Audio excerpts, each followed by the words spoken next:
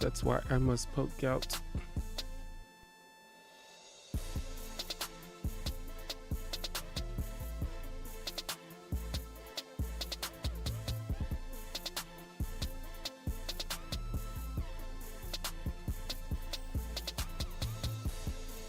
Hello.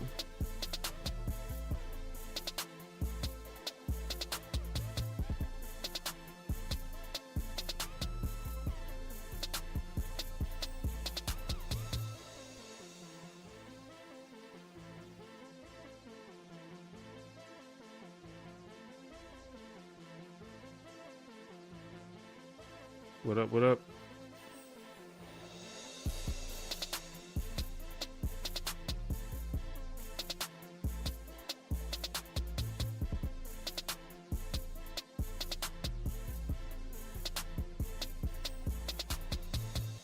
Good evening.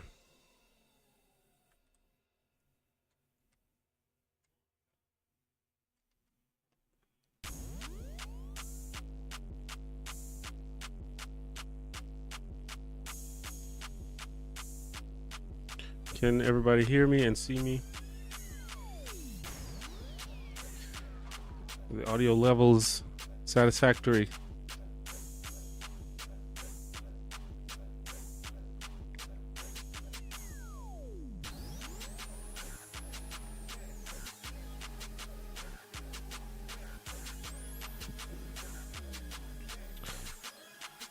How's everybody doing? Good evening. It's about 7:40 p.m. where I'm at. Usually I would stream earlier, but I kind of been busy all day.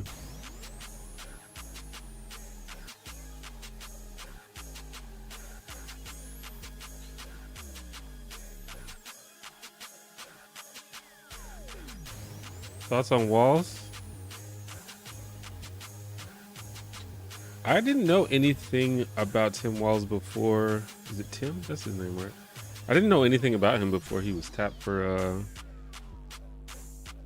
a VP, but I've tried to learn a little bit about him, and he seems pretty cool, actually.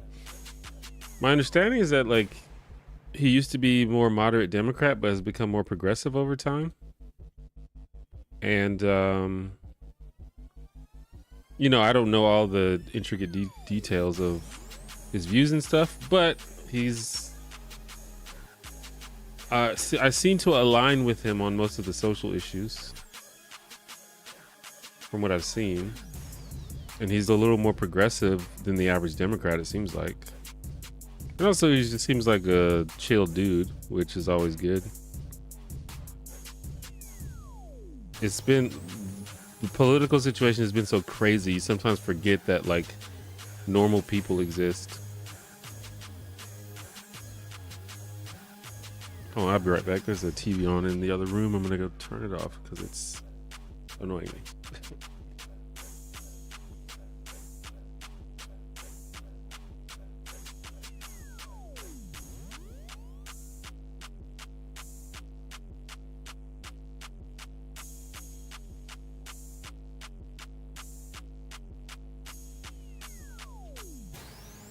Here we go.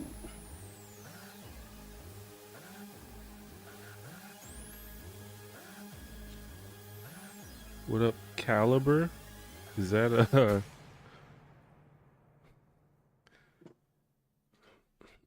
Is that someone who knows me from way on back?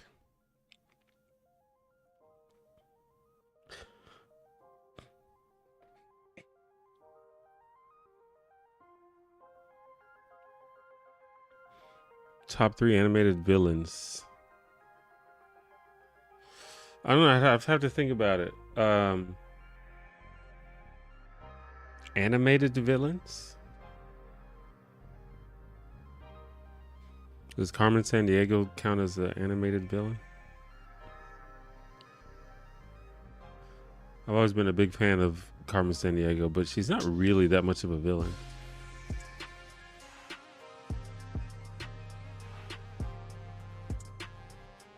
I don't know. I have to really think on that. It's hard to, like, rank stuff on the spot like that if you haven't thought about it before. I was just talking to someone about how Jafar, because I just recently watched Aladdin, because I just did a short video about Aladdin, so I watched the movie before I did it. And I was talking about how Jafar is a really good villain because he's just like a really hateable, evil guy. He has like no redeeming qualities, and I kind of respect that. Because I feel like these days villains are always like super complicated and like they have a soft side or like they're really hot or something. And Jafar is just straight up evil. Nothing to like about him. You just want him to lose. You want him to be destroyed. And I kind of miss that. Is the music too loud?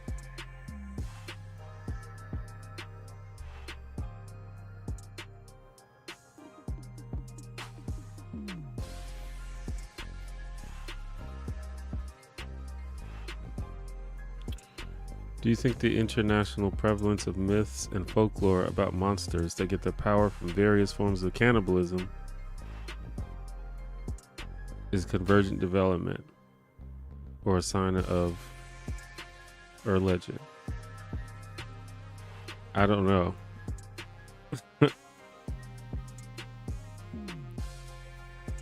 I don't think I understand the question.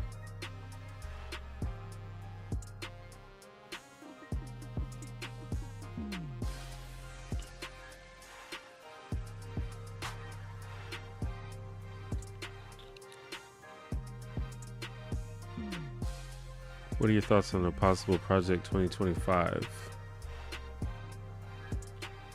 I mean, it's bad, but like conservative policies is bad in general. Like I've kind of like skimmed over the idea of Project 2025.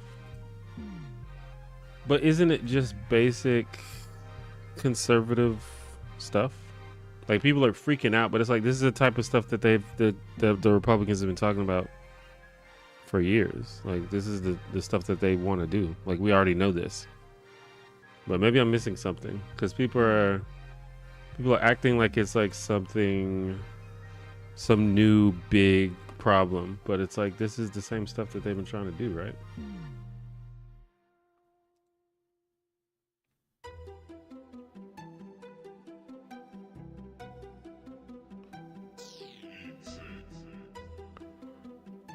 I forgot if you're con or dem.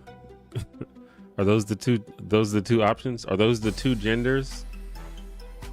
I would not describe myself as a conservative, and I would describe myself as a Democrat. But I'm definitely a progressive, and I'm definitely liberal. So between those, I'd probably be closer to Democrat.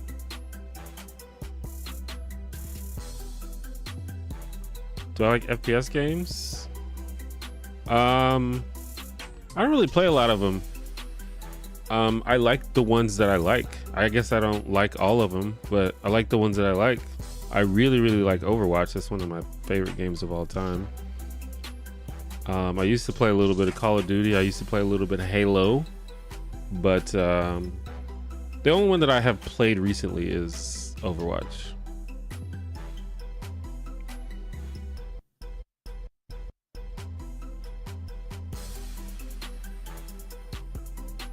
Did FT Signifier make me retire? Well, I'm not retired. I just put out a video like a week ago, actually, or less than a week ago. About a week ago.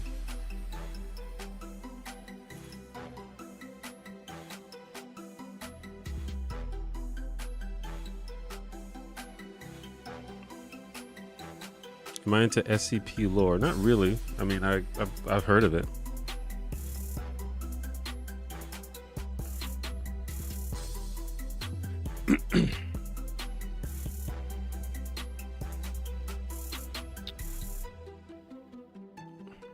YouTube God's blessing me recommending a live when it's actually happening for once.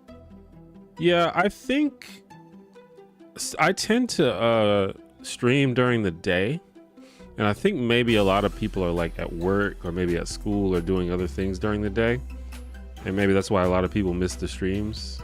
So maybe doing it in the evening here and there is good for certain people. I bought Nebula and followed you. I appreciate that.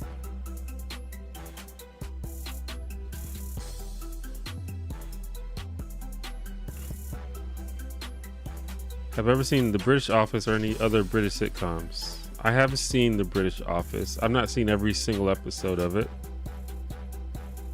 but I've seen it. It's good. The American one's better though.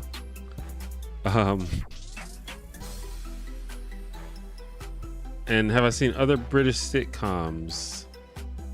I have seen, not many, but I've seen ones that kind of crossed over. Like I've seen the IT Crowd, and that's a great show.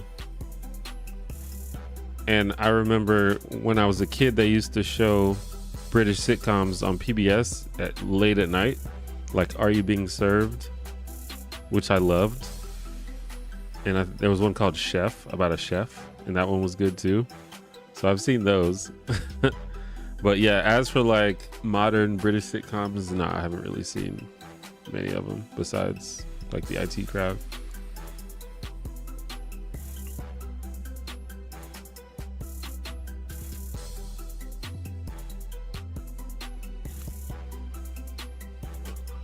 To clarify the cannibalism question, you have ancient legends about humanoid monsters that gain power by consuming human blood, flesh, essence. Do you think these developed independently or that they came from a shared ancient story lost to time?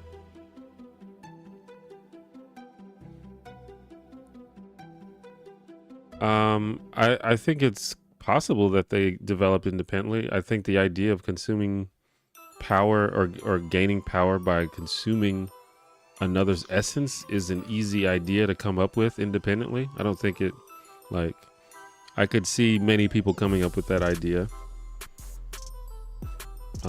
especially during certain periods of human history where there were different types of I don't know, like superstitions and beliefs that, you know, human essence is contained in the blood or things like that. So yeah, I could definitely see that happening independently.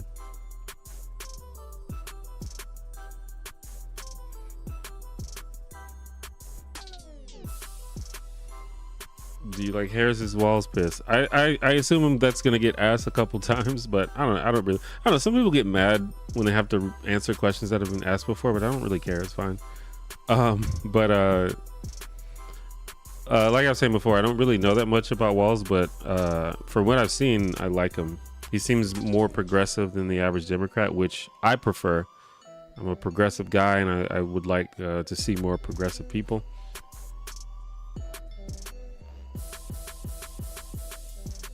He's definitely more progressive than Kamala Harris, at least from what we know about Kamala Harris. I'm interested to see if Kamala Harris's platform is going to be any different from the last time she ran for president, because she was one of the less progressive candidates during that time. But the fact that she picked a kind of progressive guy is a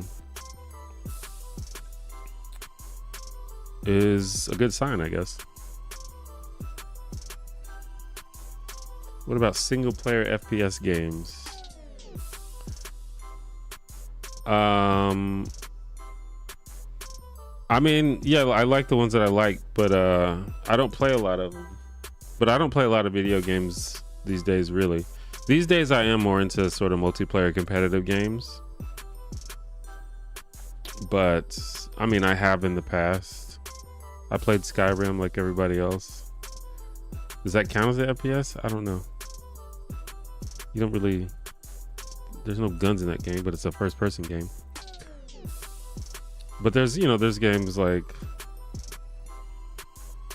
I can't even remember the names. But yeah, I know what you mean. But yeah, I don't really play that many of them.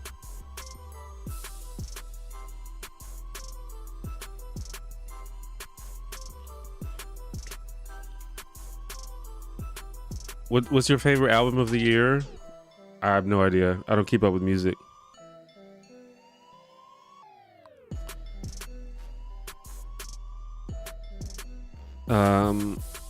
What's up, Bookworm Skates?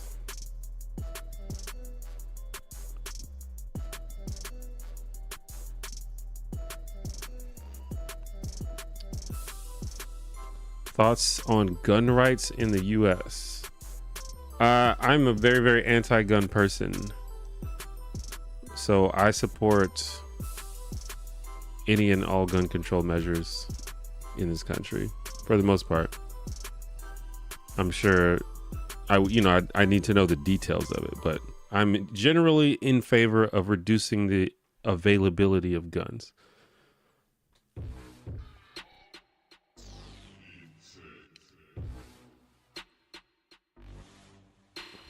Neverhood or Skull Monkeys? I don't know what either of that refers to. Did I watch One Piece? No, I've never seen a single episode of One Piece.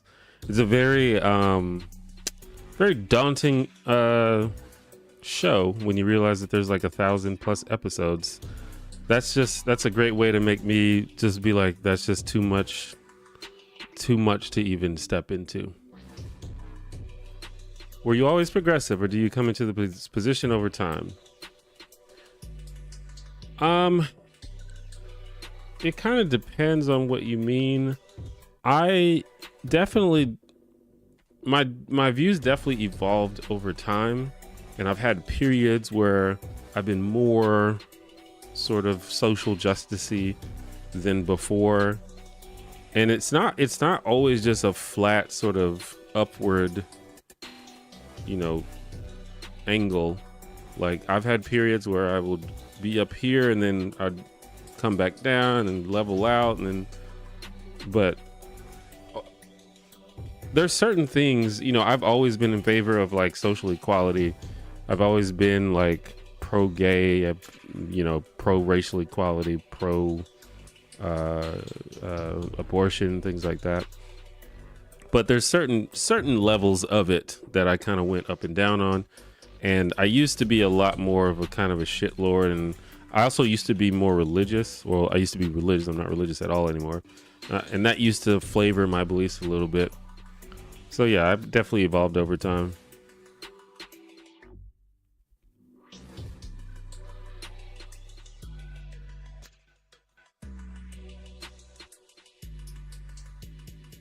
Skyrim has bows and stealth. Archer is popular, so close enough. Thoughts on bringing international events of violence into the U.S. discussion? Just like in general, I mean, do we not discuss international events of violence in the U.S.? We certainly do for certain aspects of international violence, but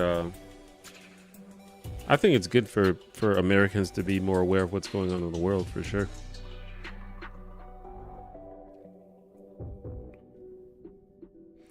My father-in-law is super sorry and is pawning off his father's eulogy onto my wife, his daughter. She doesn't really want to do it because she didn't know him that well, but is not confrontational. Should I say something or just keep the peace?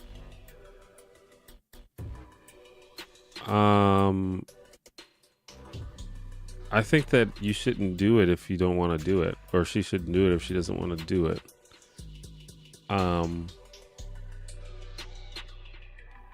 But if ultimately it's kind of her choice, and if she is willing to do it, then you probably should just let her do it.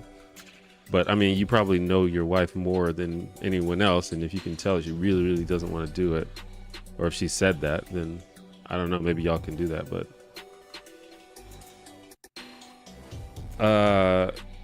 I don't think you should do stuff you don't want to do, unless the negatives, greatly outweigh the positives. Like if it's going to cause a huge scene, if it's going to like burn bridges that don't need to be burned and things like that, then maybe you just do it. It's not that big of a deal. It's like 5-10 minutes of your time. But ultimately,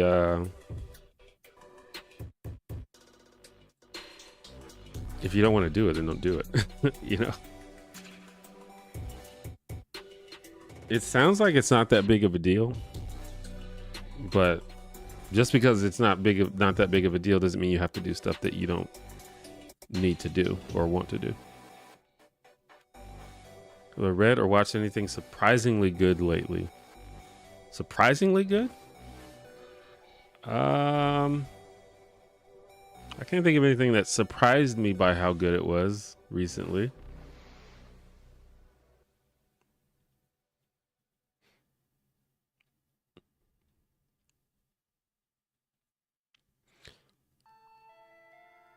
favorite anime. I'm not the best guy to ask about anime because I'm not a big anime dude, but the answer would be Cowboy Bebop. Of the anime that I've seen, Cowboy Bebop is definitely my favorite one.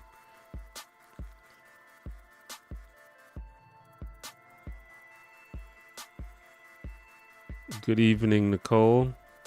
As usual, I'm behind on the comments, but I try to read most of them, but I'll probably still miss a bunch of them.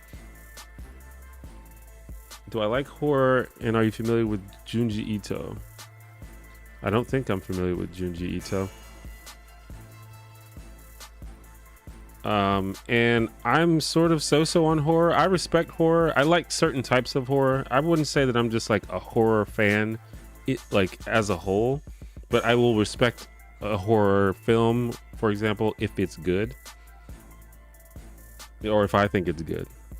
I think a lot of horror is really bad, and I also think a lot of horror is just like needlessly like mean-spirited and fucked up, and that's not really my jam. I know some people like that, but that's not really my jam.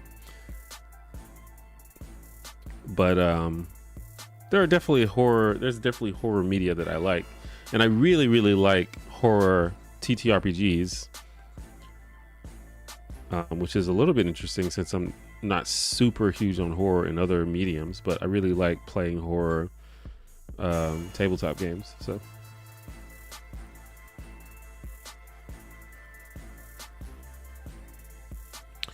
have I played Disco Elysium? I have not. I've been meaning to. That's on my list. I'm really bad about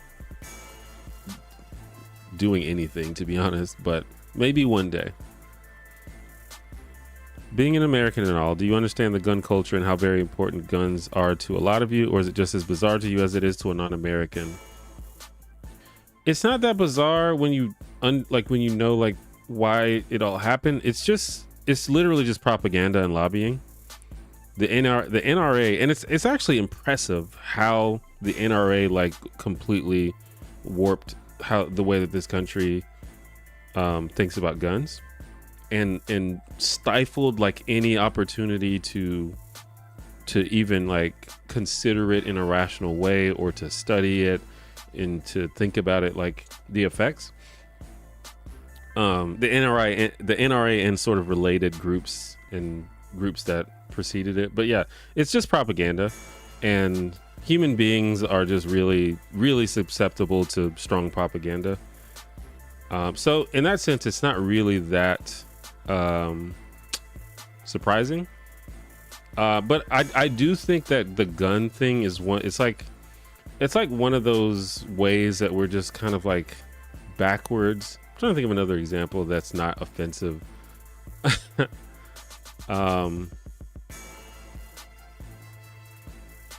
You know, it's almost like an old wives' tale, except one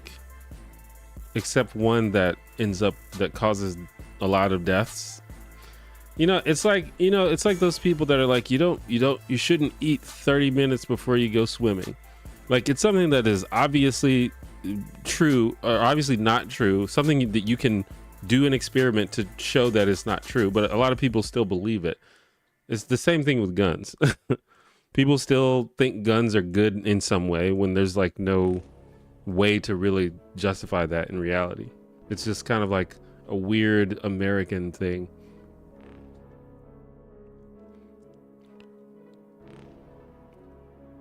News Radio was one of my favorite sitcoms as a kid for its silly slapstick. Watching it now, I appreciate it much more for the whole production. And in my humble opinion, it was the best at its time. I haven't seen News Radio in a while, but I do remember really liking it.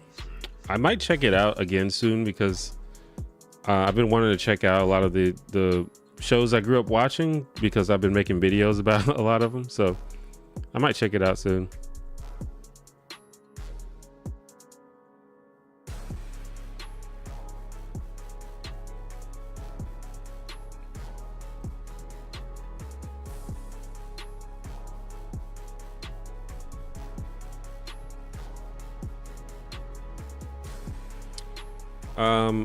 Follow Me Soundpipe is from that series of games, e.g. Skull Monkey's Neighborhood.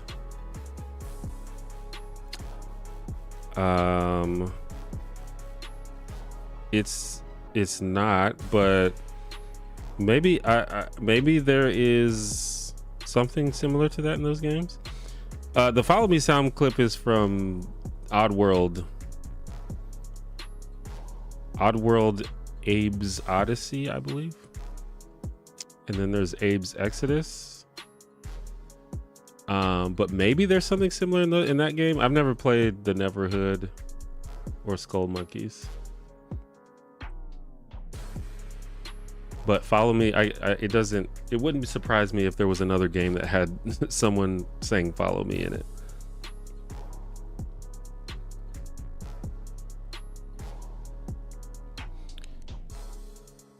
There were 2 examples of gun violence here in the past 10 years that especially get picked up by Second Amendment people arguing, and I intentionally dislike that. I feel like it's a logical fallacy. Especially, yeah, I guess I'm not sure exactly which examples, but yeah, I don't know. I'm open to hearing a good pro-gun argument, but I don't know that there is one. I think there's probably certain people that can justify gun ownership. Like, I know some people that like literally live in the woods and have to like defend their homes from bears and shit. So in that case, maybe gun ownership is justifiable, but I don't really like most of the arguments for guns are like just not very, but like wholly emotion based, which isn't usually the sign of a good argument.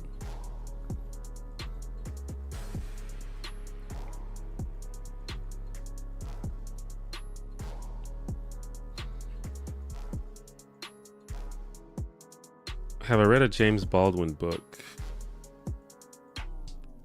I don't think so.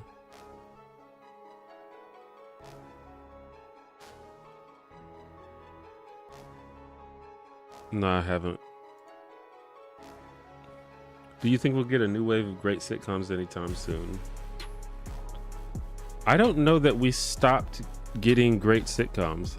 I feel like someone brought this up, not like in one of my other streams, where it's like there hasn't been a good sitcom in a while, but I feel like there's always some good sitcoms out. Like Abbott Elementary just came out, it's pretty good. Fleabag was not too long ago, that's pretty good. Schitt's Creek is really good. Like we've got good sitcoms already. I don't think we ever stopped. I mean, I guess we haven't had that sort of thing where there's like 4 or 5 amazing sitcoms out at the same time. Like that sort of period where it's like The Office, Parks and Rec, Community, and I think there was another one, 30 Rock, that was like all out at the same time. But yeah, that's probably not going to happen. Because just the way, like with streaming and the way the networks and stuff work now, I doubt that's going to happen anymore. Do I cook much? I do. I cook a lot, actually. I'm okay at it. Did I ever watch the old TGIF show Where I Live starring Dougie Doug? I do. Yeah, I remember watching that. I couldn't tell you that much about it, but I do remember it. Do you think a Harris campaign will be any different from Biden when it comes to standing up to Israel? I mean, probably not. But if you want to be like wishful, well, I don't want to say like wishful, because I think that my opinions on that are more nuanced than most left-wing people, but I think that if Harris is smart, then she will realize that pretty much the main thing that people on the left dislike about Biden is his Israel stance.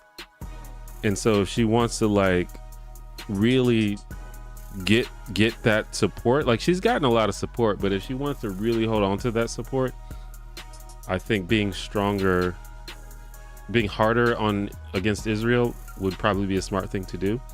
But at the same time, that could lose her more of the moderate voters and any potential, conservatives that are sick of Trump. So I'm not sure.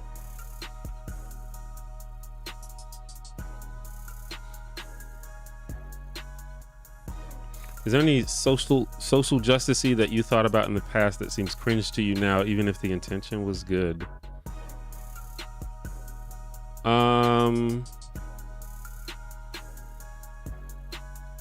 Probably. I mean, I think most things that I said like 10 years ago are probably cringe. I think maybe an example is the punching Nazis thing. I made a video where I pretty much argued that it was okay to punch a Nazi, and I don't agree with that anymore. I think that's cringe. You shouldn't punch people. That's dumb. So that's an example.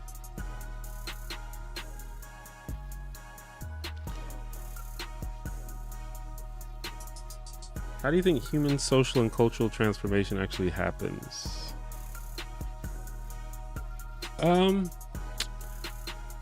I'm not totally sure. I think one of the ways is just, I think changing the law is a big thing.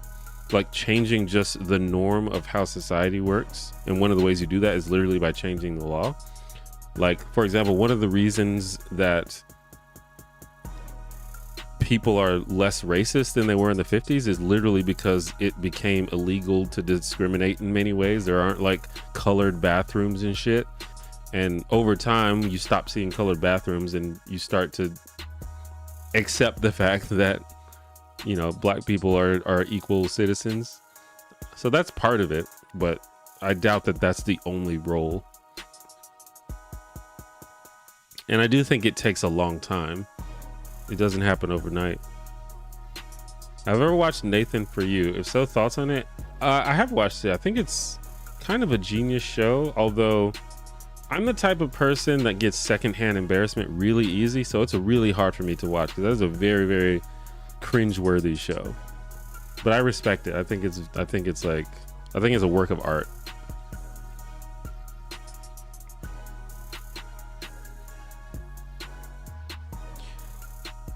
Do you think cheating becoming nearly impossible to stamp out is going to ruin online gaming?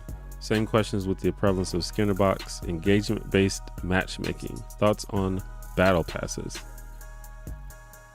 I recently have given up on online competitive shooters, and these are more or less why.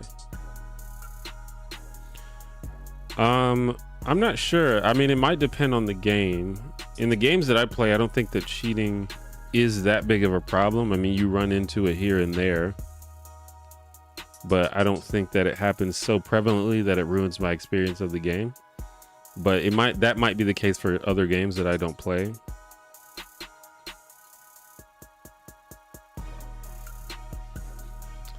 Battle passes are cringe. I don't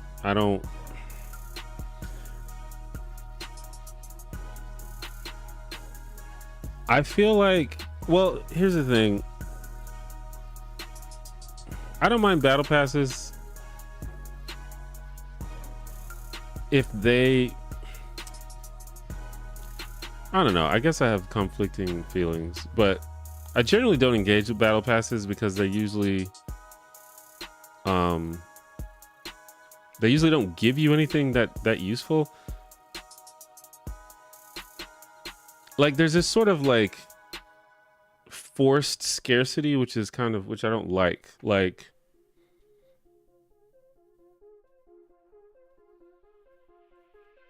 there'll be a game there, you know, there'll be like a skin or something that you can only get through the battle pass.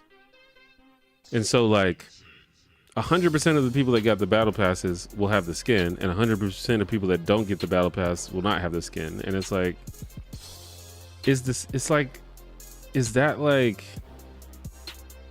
that makes the skin less cool to me. I don't know if that makes any sense.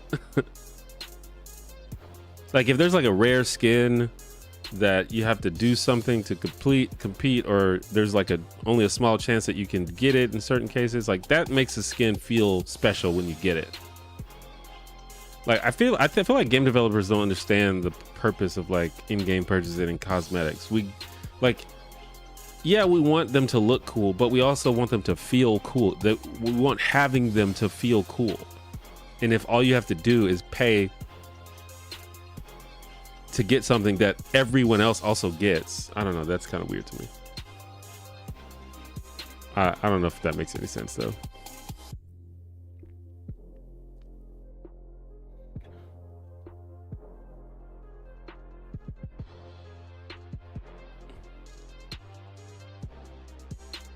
How do you feel about Super Eye Patch Wolf's video on influencer courses and YouTube life? Is this a recent video? I remember he did an old video about, I think I know it is an old video, right? I'm way behind the comments, my bad. I think if it's the video I'm thinking of, I think there's a lot of good points in the video, but I also think that I don't agree with it fully. Because I think he's speaking from a pretty privileged point of view. Like, because he's a very successful YouTuber who has, you know, over 1 million subscribers and gets millions of views on his videos. So it's very easy for him to say, like, don't pay attention to all this YouTuber advice and don't pay attention to your analytics. Just make videos that you love. And it's like, yeah, sure, but that's not really how it works. In order to succeed on YouTube, you have to figure out a system of creating stuff that people want to watch. Maybe you can get lucky and just like make your art the way you want to make and people love it, but that doesn't work for most people. Random, but you mentioned wanting to get into Dungeons and Dragons. There's a good funny podcast called Dungeons and Daddies. When did I mention wanting to get into Dungeons and Dragons? I may have mentioned that I already am into Dungeons and Dragons, unless you're talking about like something from like 6 years ago. But yeah, I love Dungeons and Dragons, and I am familiar with Dungeons and Daddies, although I haven't really checked it out yet. But yeah, it has that's like Freddie Wong's thing, right?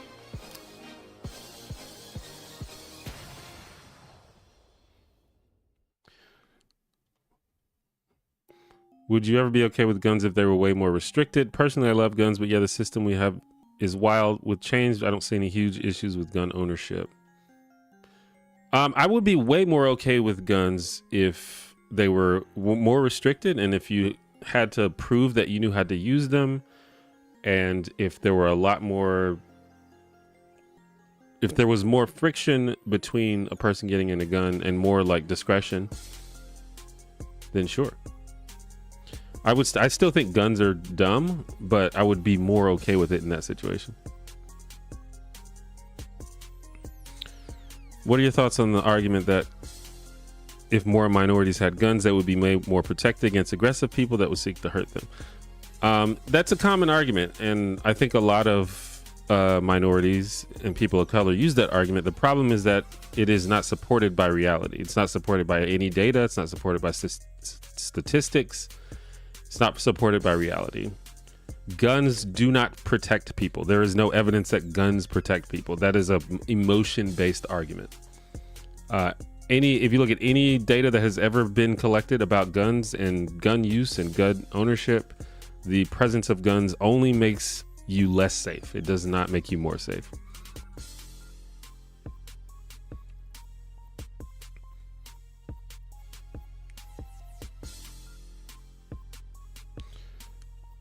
I looked up the Oddworld games and was super surprised to find out they made a remake of the original Odyssey and Exodus games.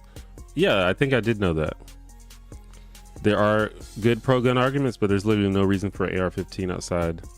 I just want one. There are good arguments for a reasonable amount of pistols, especially for protection, but beyond that, no one needs to be armed for a war. I need to hear those arguments, I guess. I haven't heard them.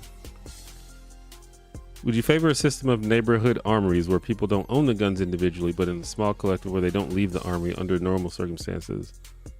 No, because guns are dumb. I don't like, there's no good reason to have guns. Obviously, we're not gonna eliminate guns, so we need to think of a useful way to deal with them. You know, a reasonable way to deal with them. And as for that, there's many propositions that we can try and listen to. But in a perfect world, we just get rid of all the guns.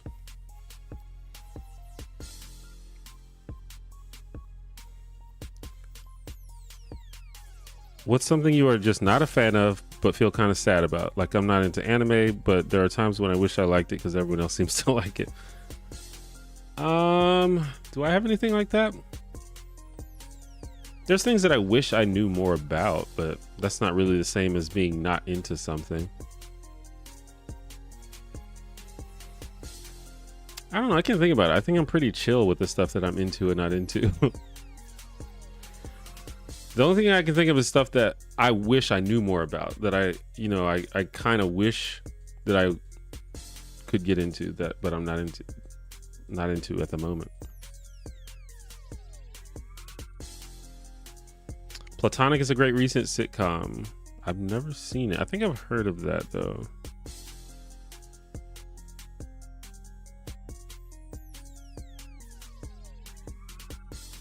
Yeah, with what's his face? Seth Rogen, yeah.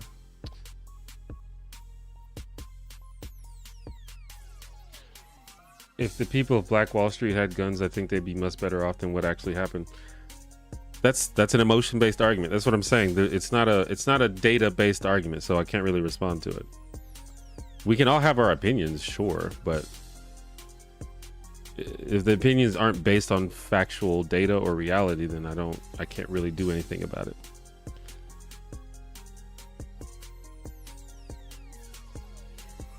We're hitting the end of the golden age of streaming, where there was free money to throw at different kinds of sitcom / shows. That's how we ended up with Stranger Things, Black Mirror, Abbott, Mando.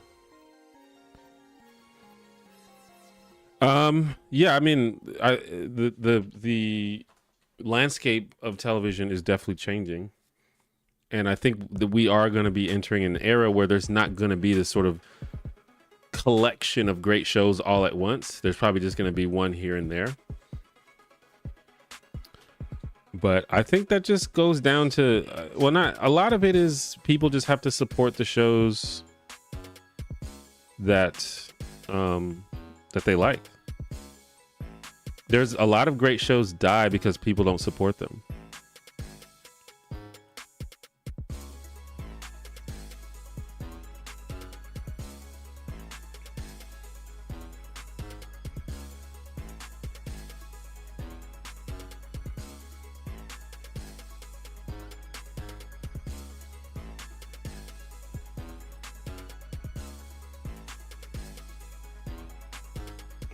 I'm kind of I got lost in the comments. What do you think of the fact that Steve Urkel basically stalked Laura for the entire show and ruined her relationships, only to be rewarded by marrying her in the end? The more I've been like doing analysis of sitcoms, the more I realize how common this sort of trope is, where this is like this super toxic relationship between the male and female lead. But because the audience has become so invested in the relationship, they like must end up together at the end of the show.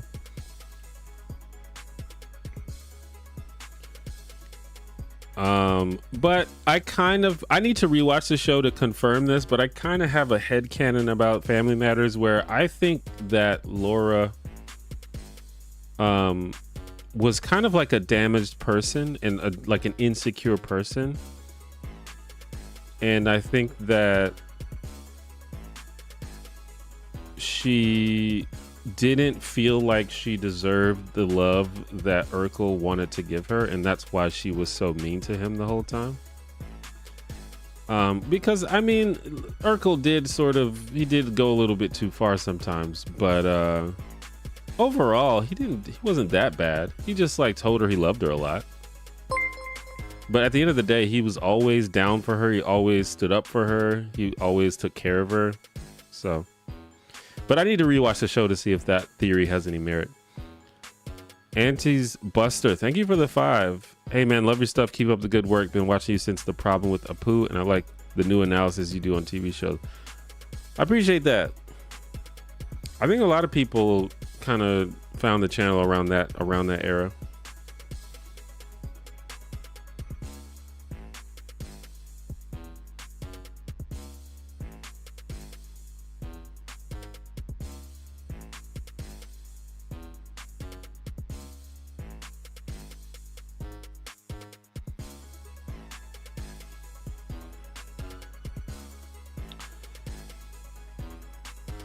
I'm watching through Nathan For You for the first time, and it's brilliant. The embarrassment factor works for me because I relate to it deeply. That's dope.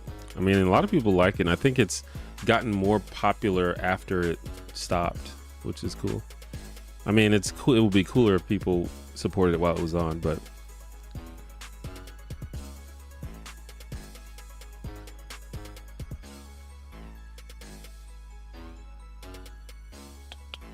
for the record, I think guns are stupid in general, but I'm okay with guns in a well-regulated, well-documented system. I mean, at this point, we need to try something other than what we're doing here in America. And I'm happy to be proven wrong. Like, if we have the perfect system set up where we can live in harmony with guns and, you know, thousands of people don't needlessly die all the time, I'd be happy for that. But I don't see how that would happen. Especially since most gun deaths are from accidents and suicide. Like, how do you stop that besides taking guns away from people? I mean, obviously you can deal with that indirectly, mental health initiatives can probably reduce the incidence of suicide, but also not giving people an easy way to kill themselves will help also. And, accidents can be tackled in various ways, making things safer. Also, just not having a gun there would also help.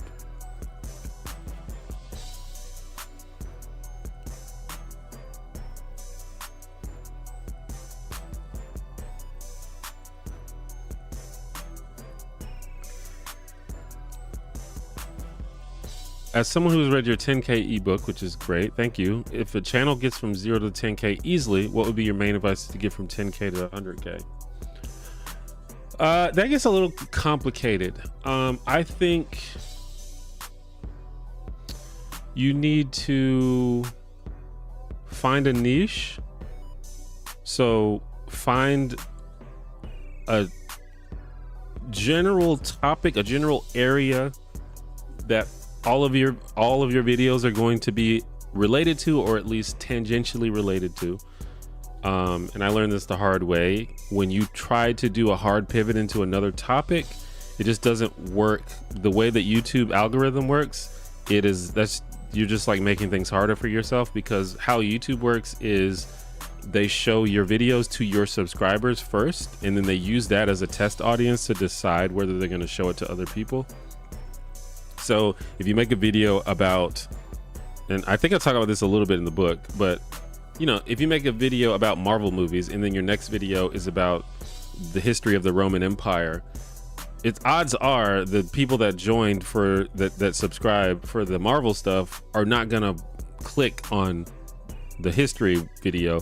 So YouTube is gonna be like, oh, this video must suck, no one's clicking on it, we're not gonna show this to anyone. So find a niche I think that's really important. Some people can get away with making videos about whatever they want because people love them and their personalities and stuff. Most people can't do that. Like 95% of people can't do that. So I wouldn't aim for that. So that's one thing. I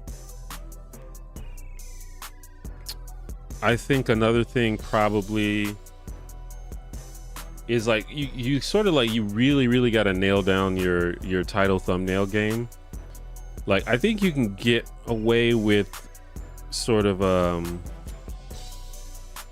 okay-ish titles and thumbnails when you're a small channel, but you get like titles and thumbnails are so important. It is like as important as you think they are. They're more important than that. They're more important than, even if you already know that they're important, they're probably more important than you think they are. So you got to really nail that part down. Like that's a huge deal. Which I think that's a lot of things that's a thing that a lot of smaller channels do not seem to understand, how important titles and thumbnails are. That's just how it is. It's, some people don't like that, but that's just how it is.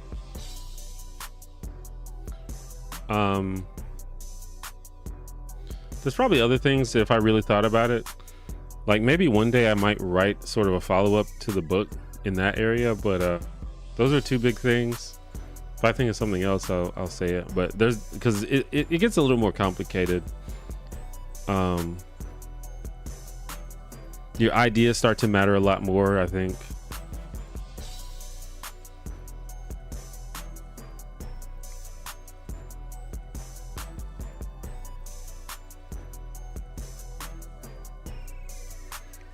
On that Urkel thing, the worst is there's something about Mary. It's a movie of literally 3 to 5 guys were stalking a woman, and it was basically okay. Yeah, some of those old movies are really cringe.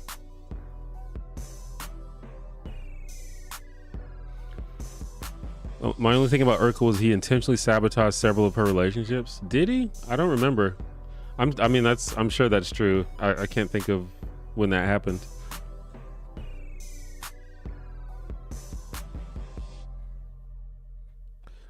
Did another person ask if I watched Nathan For You? Yeah, I was just talking about that. That's random if 2 people ask that. Or is that the same question? Am I just reading it again?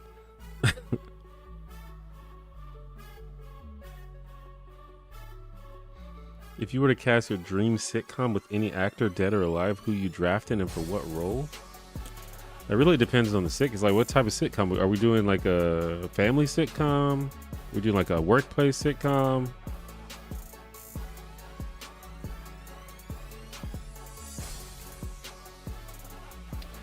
If I had to think of like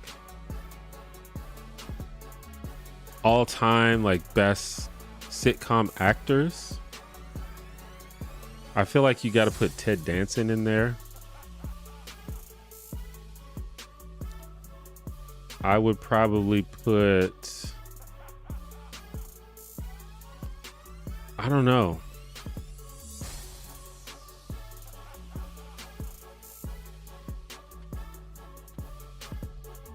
I think I would put like, that's hard. There's so many choices. Terry Crews, probably. But it's like they both could be the lead, so it's like, who's gonna be the lead, you know? I think Jennifer Aniston is, I don't know if she's underrated, but I don't think a lot of people talk about her as like being a really good comedic actress. Most people just talk about how hot she is, but she's like a really good comedic actress. I don't know. There's a lot to choose from there. Do you believe an artist with a larger audience has more of a responsibility for the messages or themes they communicate through their art? And this question regards all art mediums. Yeah, they do. Of course they do. Yeah, I think the larger your audience gets, the more responsibility you have, because you have the capability of influencing so many people. There's a huge responsibility that comes with that. I don't know if there's like a list of rules that you need to do, but it's something that you should keep in mind and something that you have to grapple with in your art for sure.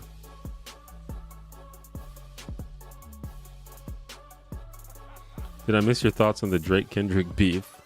I don't really have anything interesting to say about that. I mean, I first of all, I didn't really catch up with it until after it was kind of done.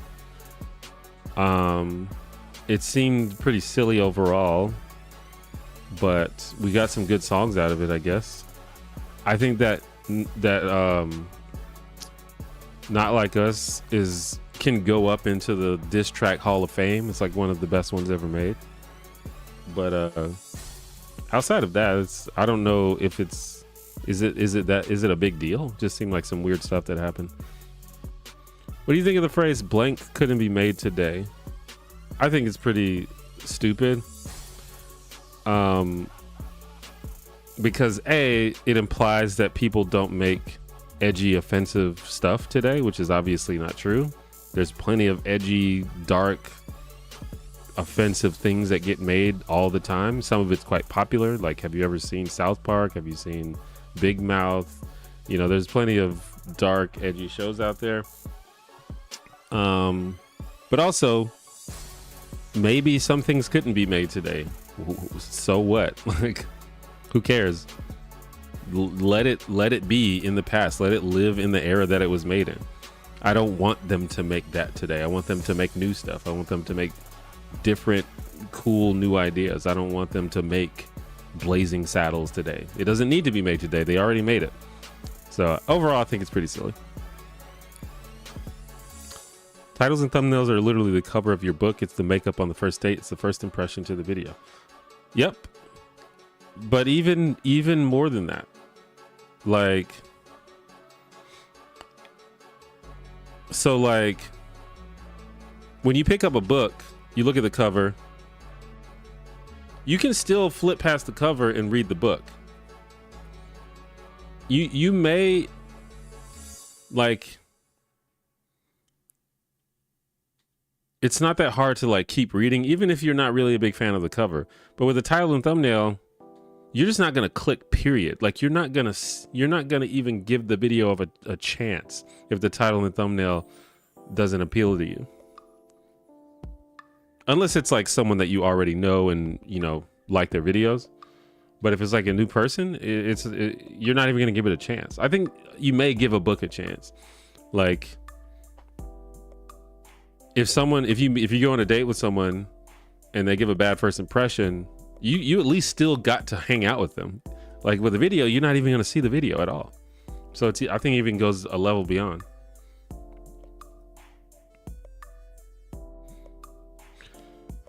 I for sure am going to get your book. I appreciate that. I'm looking to kind of change my channel a little bit. Definitely a small channel. Nothing wrong with being a small channel. We all had to start somewhere. But I do think that if you just practice a little bit and just have a strategy, it's pretty easy to get your first 10,000 subscribers. Assuming, you know, you have a good idea, which takes some time. Sometimes you have no idea what you want your channel to be about. You just like making content, and that's fine. So sometimes it might take you a few months or even a few years to figure out like what niche you want to do or what you like doing. That's super cool. But once you find that, just practice and learn how to make good videos and learn how to make good titles and thumbnails, and you will blow up really quickly. YouTube is hard, but most people don't know what they're doing. So if you know what you're doing, you'll have a huge advantage over everyone else. Which of my videos would I say I'm the most proud of? That's kind of hard. Usually the video that I'm the most proud of is the most recent one that I've made, because it's usually the one that encompasses everything that I've learned. That's not always true, but it's true most of the time.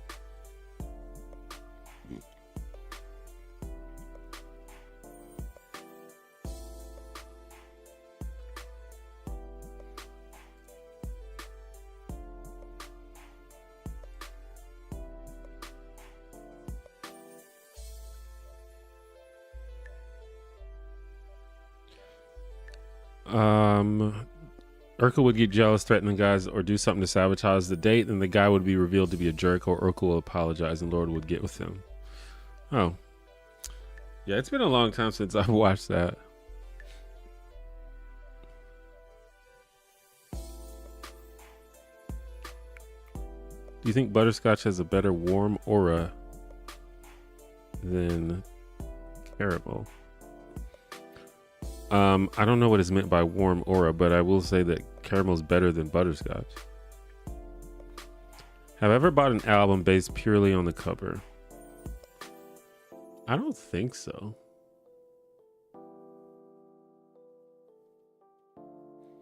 I can't think of a time that I have.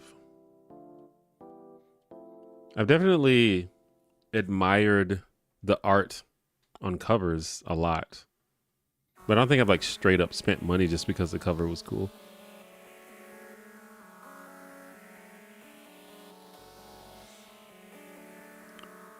But I'm sure I could totally see people who have, especially like way back in the day when you couldn't like easily preview music and stuff like that. And I will say a good cover makes me want it more if I already want it.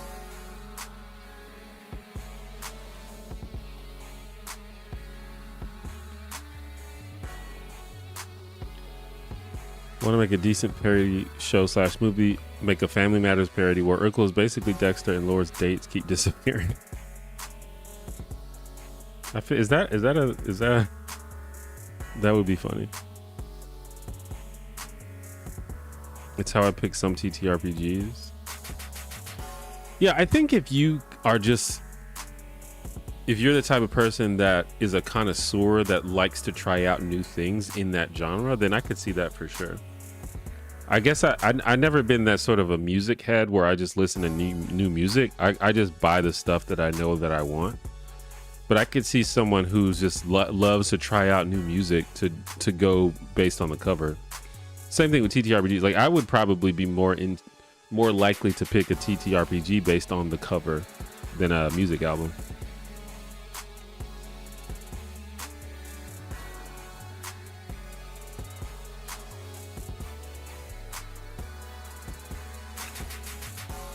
I would love a react to Joe Rogan's new comedy special.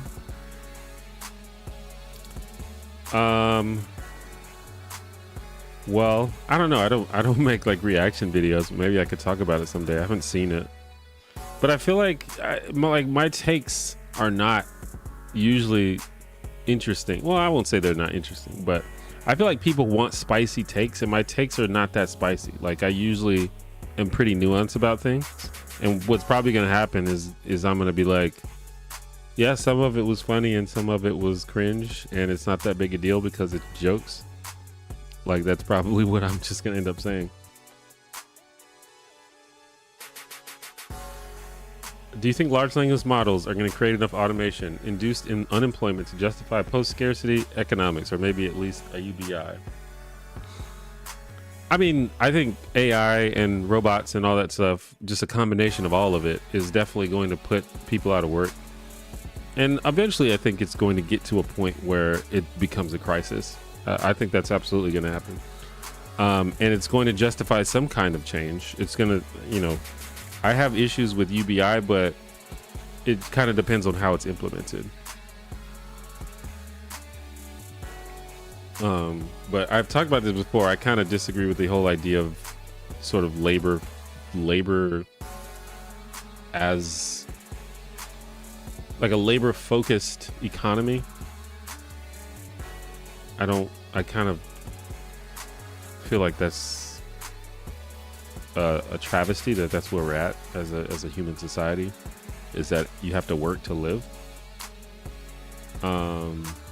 But especially as technology grows, when people need to work less and less, yet we have to more and more somehow. But yeah, I think that's absolutely going to happen.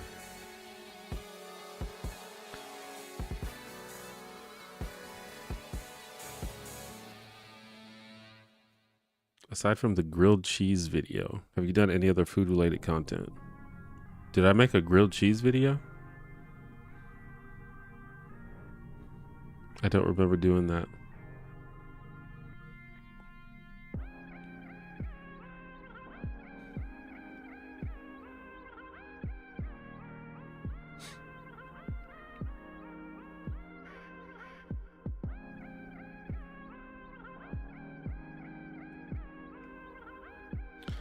Hot take, we should be sending Ukraine way more. They deserve to be free of Russian aggression.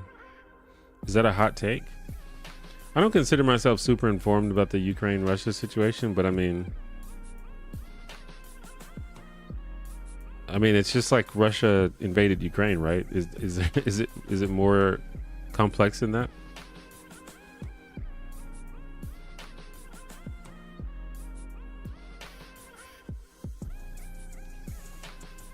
Let's say the end of the world is inevitable because of climate change. If you were in charge, would you divert all resources to AI in hopes it would create a solution if it meant risking singularity? No. I haven't seen any evidence that AI can do that. Maybe you can ask me in 50 years and see how good AI has gotten at that point. But right now, that would be a huge gamble because we haven't seen AI be able to be capable of solving important grand scale problems like that. Especially since AI it doesn't generate new information. It just regurgitates old information. So what we know about AI, I don't think it can solve those kind of problems.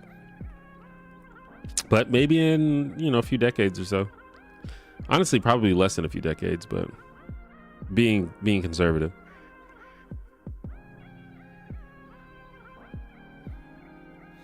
We're fans of your nuance.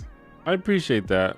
I think a lot of people are, but it's the type of video that probably wouldn't get a lot of views if I made it. I don't know. It could. It depends. I just have to do it correctly. My bad. It must have been a fever dream that you made a video about grilled cheese. I don't know. Did FD Signifier do it or something? Everyone seems to get us confused. What D&D games are you either DMing or in right now? I have a home game that I run mostly every week. I run the game. I'm running Curse of Strahd right now. We're getting close to the end game right now. It's really fun. It's been quite fun.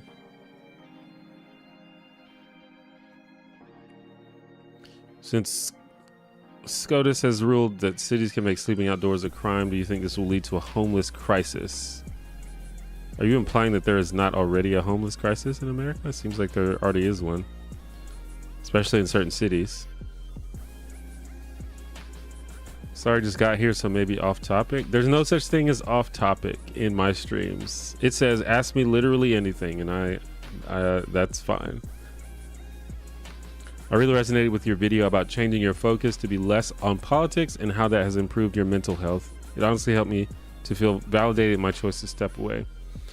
I appreciate that. Yeah, I think not everybody agrees with that idea. Some people think that it is bad to avoid politics. Some people think that politics should inform all of your decisions and everything you do at every hour, every waking moment of your life. But I decided that I don't believe that anymore, and it has definitely improved my mental health and just happiness in general. Should we imprison all MAGA rappers? Who are the MAGA rappers? I don't know if I know any of them. We have a work to death mentality in USA. People view a 4-day work week as bad/lazy. Vacation is frowned upon if you're making minimum wage and working multi-jobs. 40 hours a week is normalized. Yeah, I think it's nonsense. I think it's like one of the... like I said, I think it's a travesty. I think it's like one of the great mistakes of humanity is that we set society up like that. Although it probably was not a mistake that it was set up like that, because it benefits, you know, certain people for society to be set up like that. But I think it is something that we will have to reckon with in the not so distant future as robots and AI start to take all the jobs.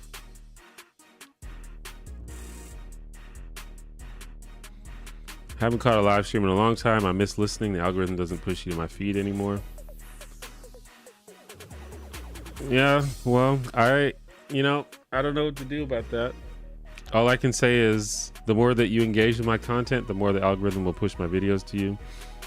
It's kind of sucks because the YouTube algorithm is like, it's pretty relentless. You know, if you skip like 2 videos, the algorithm will be like, hey, I guess you don't like this channel no more. We're going to stop showing it to you. Well, that's not necessarily the case.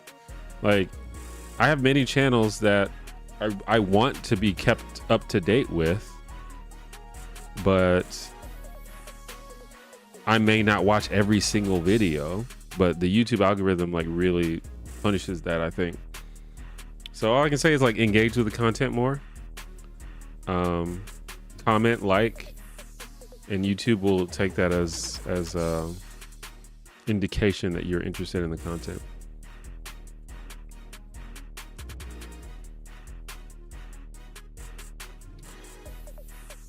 Do you watch pro wrestling? If so, who's your current favorite wrestler?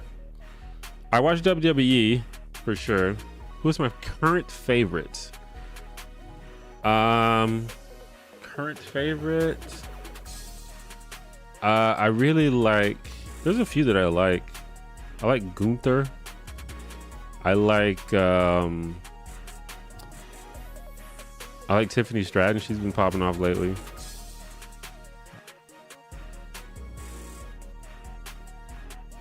I love Becky Lynch. I think Becky Lynch is the GOAT of women's wrestling, probably.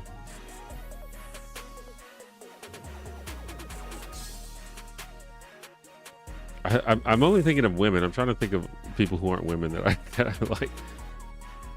The women I feel like are way better than the men in WWE.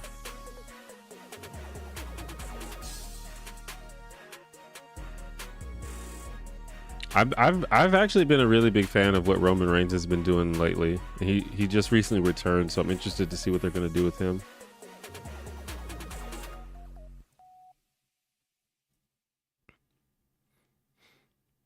FD been busy playing Tekken.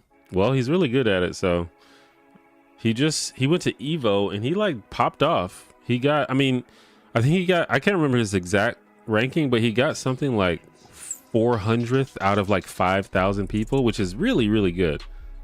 Especially for someone who's never entered a huge tournament like that before. Which is wild because you and FD look nothing alike aside from being two black men with locks. That's what I think, but it happens a lot. I think probably 80% of the time is people trolling, but people have like genuinely confused us many times. Oh, nice. We're close to finishing Strahd too. Oh, awesome. Yeah, I've had a lot of fun with it. Of the pre-written modules that I have played, that it's my favorite one for sure. I haven't played all of them, but of the ones that I have played, it's my favorite. Was Kramer a drug dealer? Almost certainly.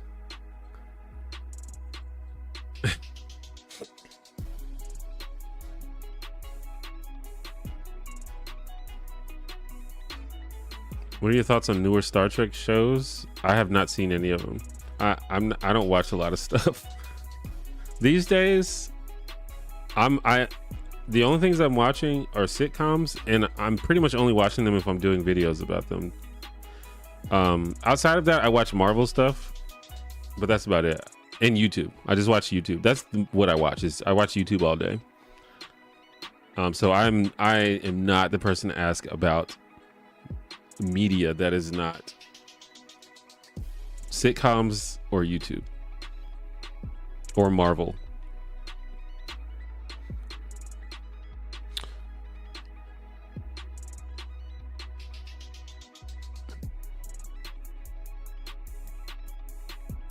In your opinion, why haven't the dark fantasy kids movies from the 80s been replaced with anything with similar edge for modern kids? Well, the movie industry is kind of fucked up right now. The reason is most likely because they don't make medium budget movies anymore. And I imagine that most of those movies are sort of medium budget. They kind of only make movies if they think they're going to make $1 billion off of them, which is really sad. It's a problem. And I just mentioned Marvel, and Marvel is kind of the reason for that. So I understand that. And I understand I contributed to the problem by being such a Marvel fan. But you know, so many people watch Marvel. But yeah, that's probably the main reason why. I think a lot of these sort of genre films would get made more often if studios were willing to make them, but they're just not, because they don't usually make hundreds of millions or billions of dollars. Can you recommend me a book / movie / show, etc. that I probably haven't seen that you wish more people would watch?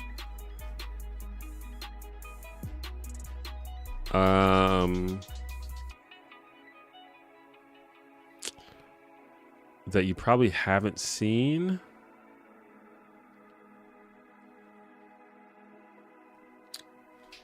I don't know. Like I said, I don't watch a lot of stuff. I'm trying to think of stuff. The only thing I could recommend is like old stuff. Have you seen the show Northern Exposure? That's really good. I feel like it's an underrated gem from the 90s. It's a sitcom about a dude that moves to Alaska. It's really good.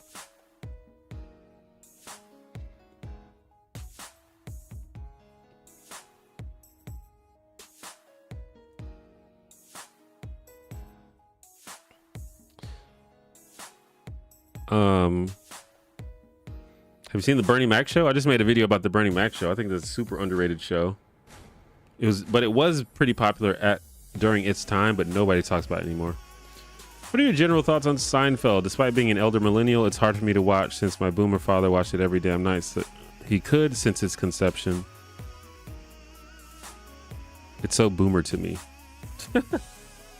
I love Seinfeld. I don't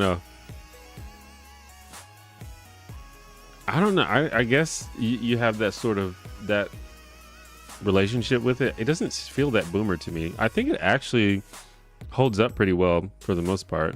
I mean, there's obviously a lot of old references and stuff, and you know, it's very 90s in many ways. Like I watch a lot of older sitcoms, and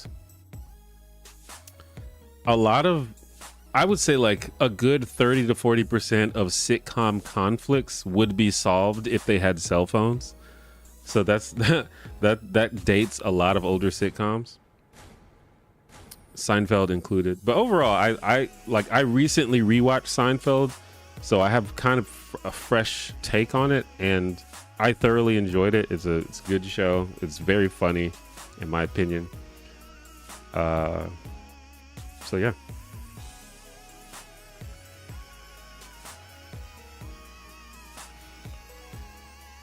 I turned off YouTube history so the algorithm influences less of what I watch. I've been catching up with channels I subscribe to only, and it's what led me to being less angry / doom scrolling on shorts.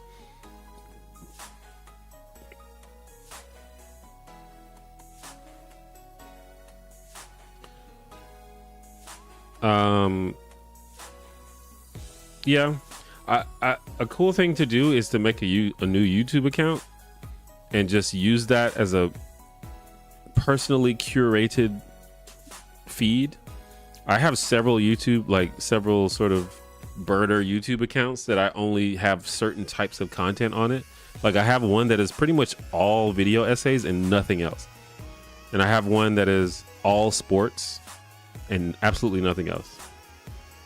And whenever something else pops up on my homepage, I click it and say, don't show me this anymore. And if you do that over like a week or so, you get a pretty good solid feed.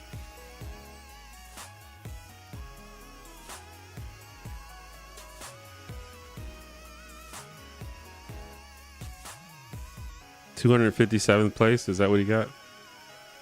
That's even better. I thought it was like 400 to 500 place, 500 place. That's like super good. I don't know if people realize how good that is.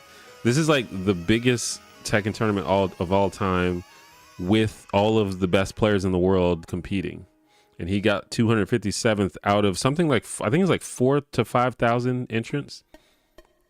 That's like top 5%. Is that right? Am I doing the math right?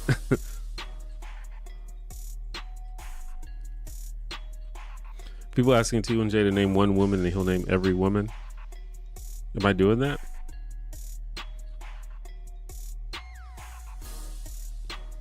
If you can be a character in any cartoon, which one would you choose? In any cartoon? Can I be an X-Men but be one of the X-Men? Does that count?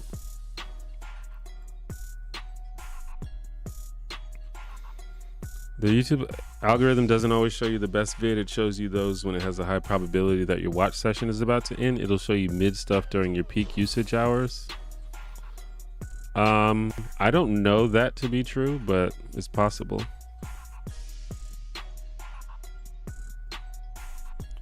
Picard season 1 and 3 are fire. I've heard good things about Picard. I love Star Trek the original series and Star Trek the Next Generation, so I should check out the other Star Trek shows, but I just haven't. I'm super pumped for an X-Men film from Marvel Studios. I am too. See, I know that Marvel is like really popular, but I've been waiting my whole life for the Marvel Cinematic Universe. I was a huge fan of comics growing up, and I was the guy that would go watch all the superhero movies, even though they were bad. Like, I tried to defend like Daredevil to my friends. Like the first Daredevil movie with Ben Affleck is a bad movie, but I loved it because it was cool to see the character that I read in the comics brought to life.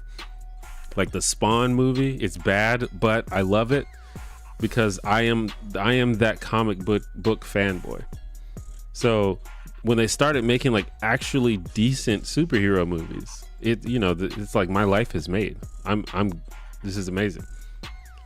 But growing up, my absolute favorite comic was X-Men, and I'm sure that's true for a lot of people, but it definitely was true for me. I loved X-Men. I loved the comics. I loved the cartoons. I loved the video games. So I'm super ready for a good, or at least the old X-Men movies are very hit or miss, but I'm ready to see the MCU take on it.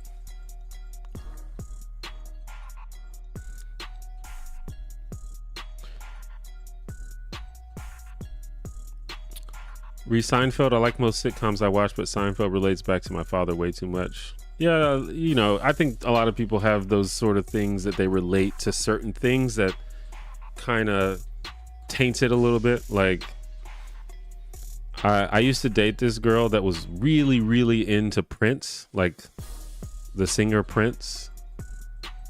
And she just talked about Prince nonstop, incessantly. And then we broke up, and for a while, I just was like anti-Prince. I was like, I don't want to hear about Prince ever. But as time went on, I'm back into Prince because he's amazing. But for a while, I was very not anti-Prince.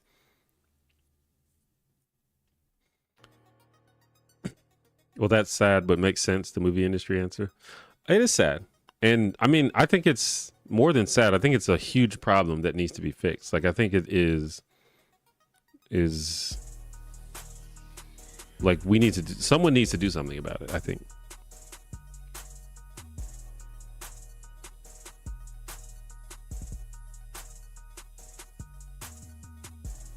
Northern Exposure is great. Thanks PBS for showing me that as a kid. Yeah, I loved that growing up. Have I ever seen Due South? I don't think I've seen that.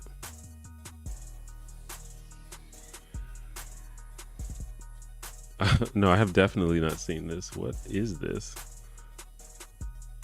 Oh, it's Canadian. That's why I haven't seen it.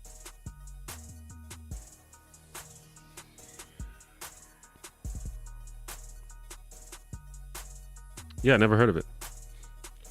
Have I watched many Spike Lee films? If so, what's your favorite? Yeah, I've seen a few of them. I don't think I've seen all of them. Let me look at the filmography. My initial answer, just off the top of my head, is Malcolm X, but probably Malcolm X is my favorite.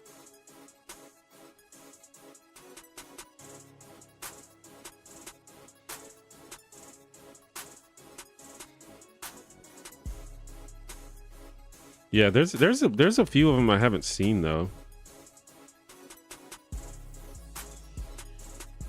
Clockers, I've never seen that. I've never seen Chirac. I didn't see Black Klansman. I remember people were talking about that one. But of the ones I've seen, probably Malcolm X is my favorite.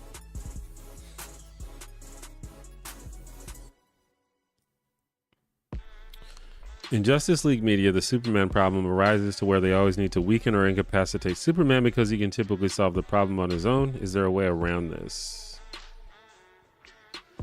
Yeah, you just have to write. You have to write different stories. You can't write a story where the problem has to be solved by punching, because Superman can do that too good. So you write different stories. There was this sort of there was sort of this period where there are a lot of different stories where Superman like became a villain, and that was a pretty interesting era. And a thing that they always do, to me, the interesting thing about Superman is not how strong he is. The interesting thing about Superman is that he is a god that wants to be a man. So usually the stories that revolve around that are the interesting ones. Like, sure, have him shoot lasers at people every now and then and punch people. That's fun, but that can't be like the whole of the conflict, I don't know that any movie has really pulled it off. There's some good comic stories, obviously, and some of the animated films based on comic book stories. But yeah, you just have to write different stories, you know.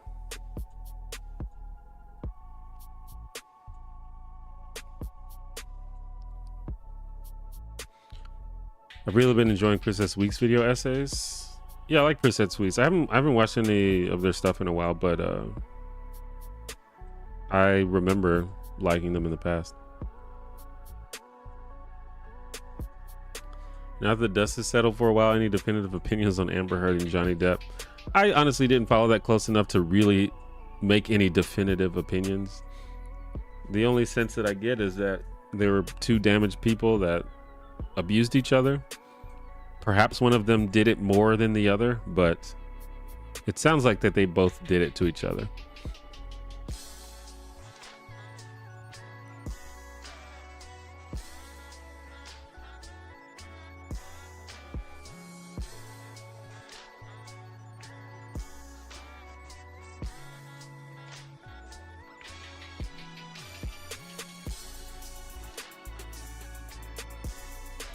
It was a joke about when you named the wrestlers. Yeah, but they asked. Oh, I guess they asked me who my favorite. I guess I thought they asked who are some of my favorites. Nah, Picard is butts. Yeah, everyone's got a different opinion. That is the beauty of being a human. But yeah, I haven't seen it, so I couldn't tell you. I want an accurate Kitty Pryde and a Rogue Gambit situation so badly. Yeah, I would love to see a proper Rogue and Gambit. I was not a big fan of Anna Paquin as Rogue, and it wasn't really the fact that she was Rogue, but just what they did with her in those movies was not much of anything. Did you like Ghost Rider? I thought it was fun. I also thought it was fun. We need your take on Community. It's good. I haven't seen all of it though.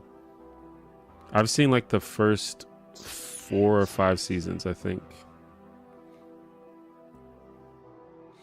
But my hot take, which I think is an unpopular opinion about Community, I think that the first season is easily the best season.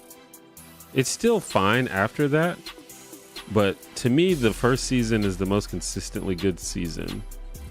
It seems like most people think that the second season is better, or at least the first 2 seasons are equally good. But I think the first season is the best. But I will say the best episode of the show is, I think, from the 4th season, the Chaos Theory one with the alternate timelines. That's like one of the coolest episodes of television I've ever seen.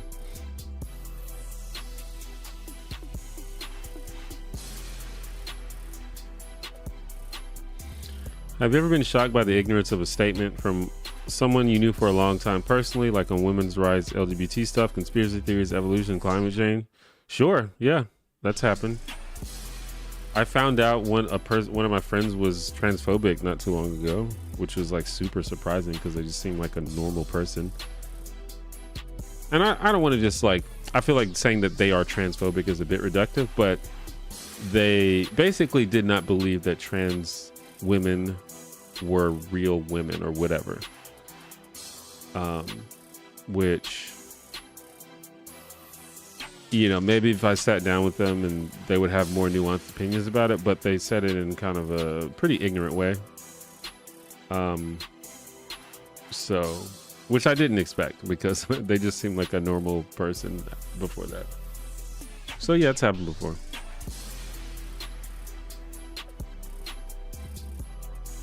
But I hesitate to say that because it, you know, things are a little more nuanced than that. And I'm kind of paraphrasing the entire conversation, but yeah.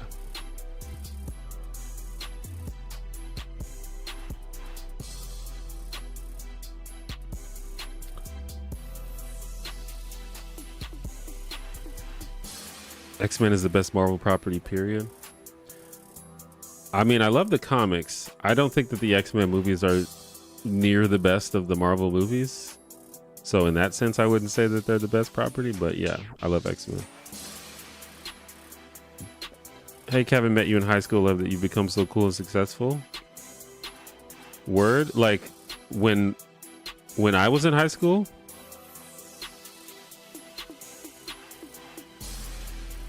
Like we were in high school together. Is that what you're saying? I feel like I recognize the name. I feel like the name sounds familiar.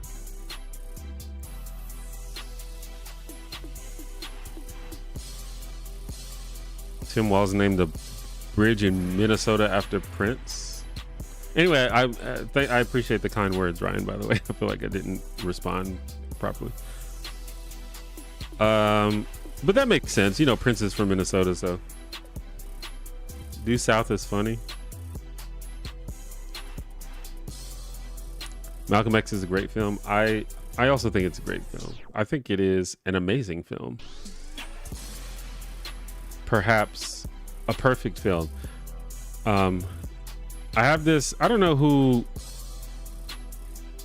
there's some, I can't remember, it was like a critic or maybe it was a director or something, but there's like this idea of like a perfect movie, which is obviously it's subjective, but just this idea of a movie that I just have no notes for, you know, a movie where all the performances are good, the story is compelling, it's not too long, it's not too short, each scene advances the story just enough, and the, you know, it has like a theme or something interesting to say about the world or about people without beating you over the head over it, beating you over the head about it. Like to me, that's like a perfect movie. And I think there are very few perfect movies. I can only think of a handful. Like The Matrix, I think, is a perfect movie. Back to the Future is a perfect movie. Get Out is a perfect movie. I think a lot of the classic Disney animated movies are pretty close to perfect. Like The Lion King is a perfect movie. Aladdin's a perfect movie. Aladdin is borderline. But yeah, I think Malcolm X is a perfect movie. Now, a movie doesn't have to be perfect in order to be good or even to be great. But there's just certain movies that just like, it's like I have no notes. It's perfect.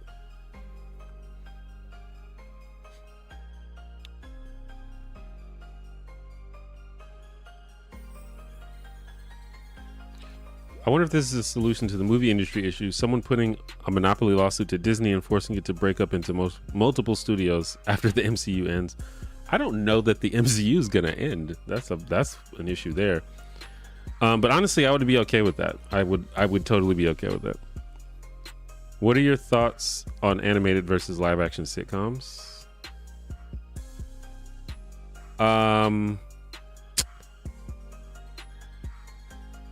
I don't know. I kind of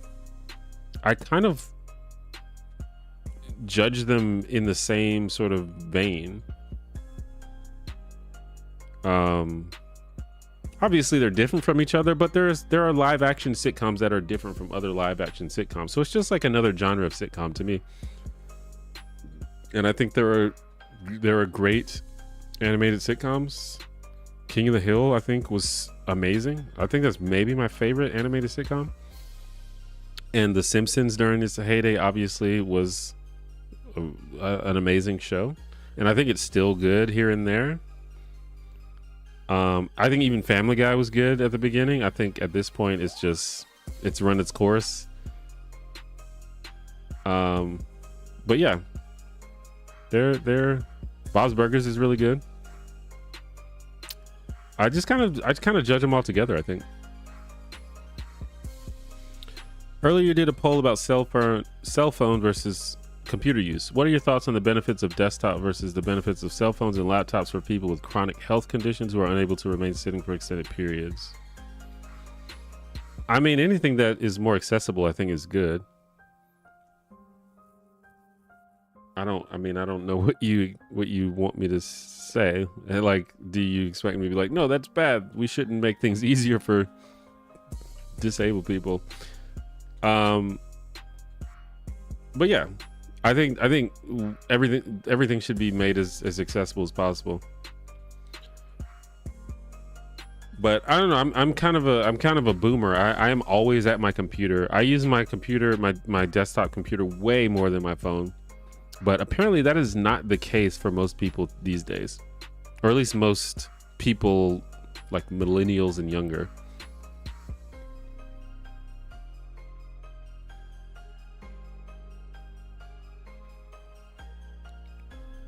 We wanted a Superman-esque rogue, not what they gave us. I didn't necessarily need a Superman-esque rogue. I just wanted her to have an interesting story rather than just moping around the whole time.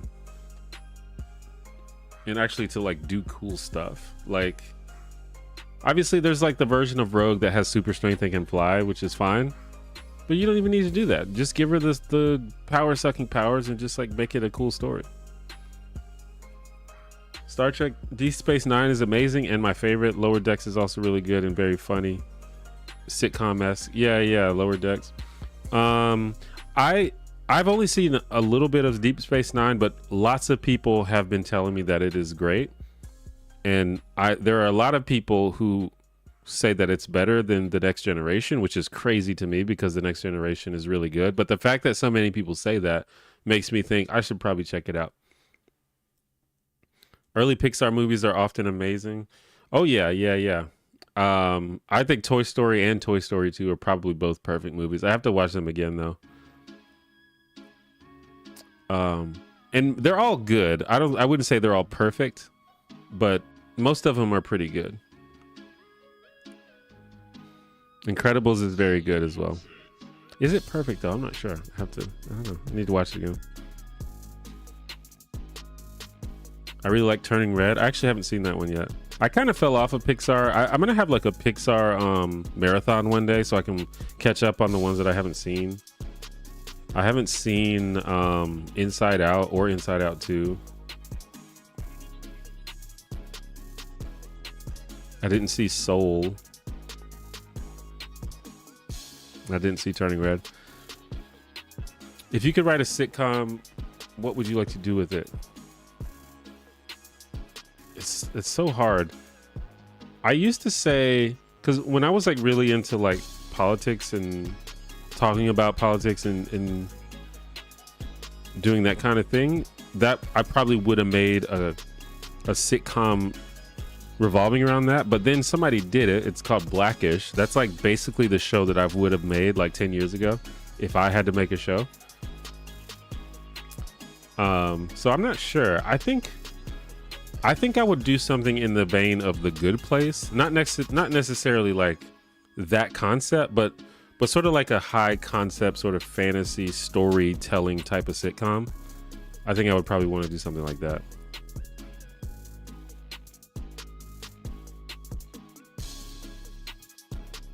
All Toy Story movies are good. They are all good, for sure.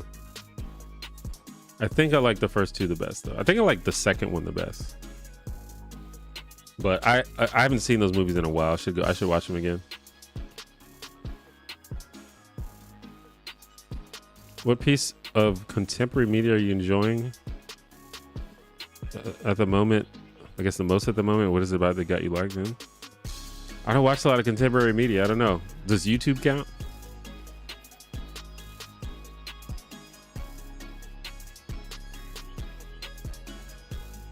Does Dimension 20 count? I watch an actual play D&D show, Dimension 20, and it's really good.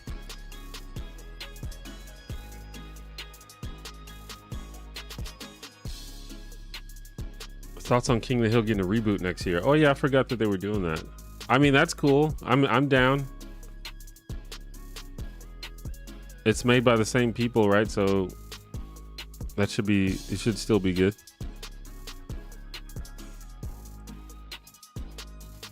What comic book storylines would make a good Marvel Studios X-Men movie and why? I honestly want them to like redo some of the ones that they've done. Like they tried the Phoenix Saga twice and it was terrible both times. So they could do that.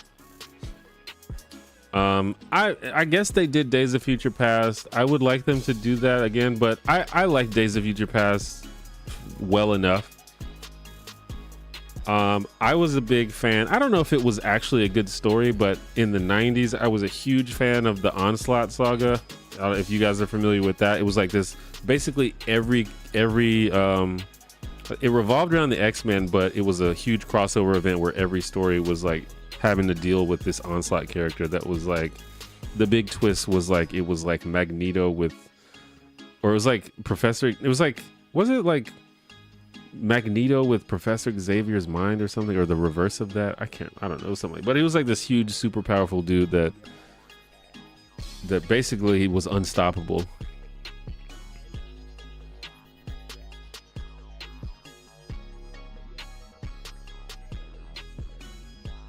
The Return of Jafar is a perfect sequel? I don't know if I agree with that one. But again, I haven't seen it in a while. But I remember thinking The Return of Jafar was pretty bad.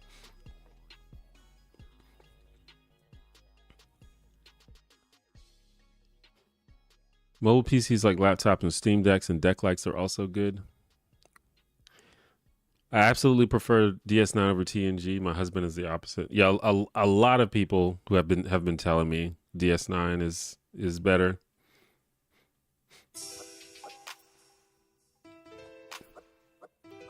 What's a hobby I had in middle school? I used to be really into yo-yos in middle school. Like really into it. I would like save money and like get the good yo-yos, or like beg my parents to buy me yo-yos. I never got very good at it, but it was fun. I kind of wanted a yo-yo. I like fidget toys and things like that. And there are a lot of like toys that function as good fidget toys, and I think yo-yos are like a good example of that. Another good example is Rubik's Cube. I love Rubik's Cubes.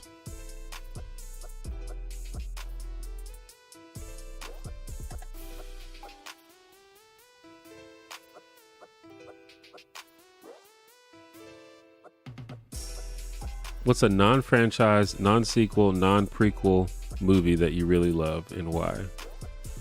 Non-franchise, non-sequel, non-prequel. This should not be as hard as it is to think of one, but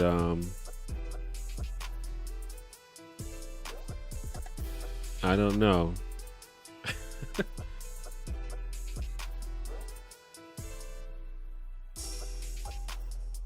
I'm drawing a blank. Everything I'm thinking of is part of a franchise or series, which is interesting.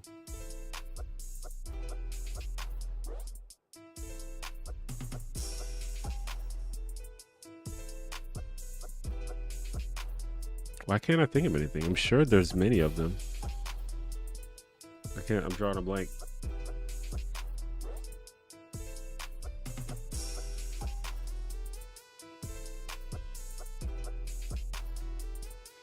Is Oh Brother, Where Art Thou a franchise? I love that movie. Did they make a sequel to that? I don't remember.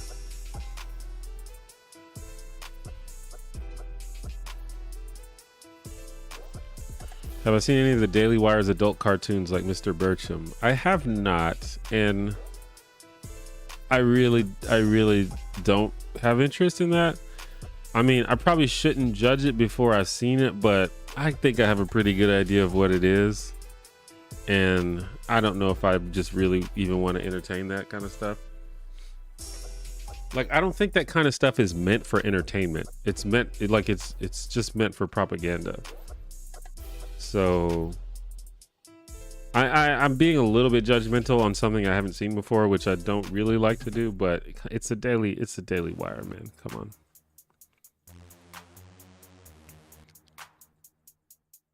I think they could do a good Age of Apocalypse. Yeah, that's something that they tried already as well, and it wasn't that good.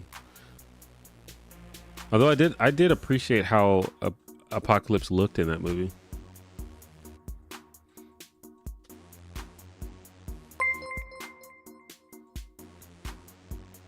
Well, I don't know what currency that is. What currency is that? But I appreciate it. Just to share my appreciation for your 10K subscriber book. This is US $5. Cool. I appreciate it. Thank you. Hi from the Philippines. Awesome.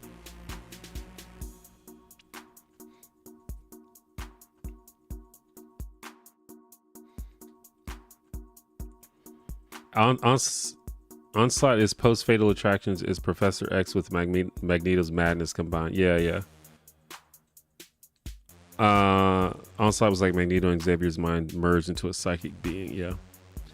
Perfect 90s stuff. Like I said, I don't know if it was actually a good story, but I was so hyped for it back in the day. Another one that would be cool to do, which they've kind of hinted at, is House of M. Like MCU has kind of hinted at that a little bit.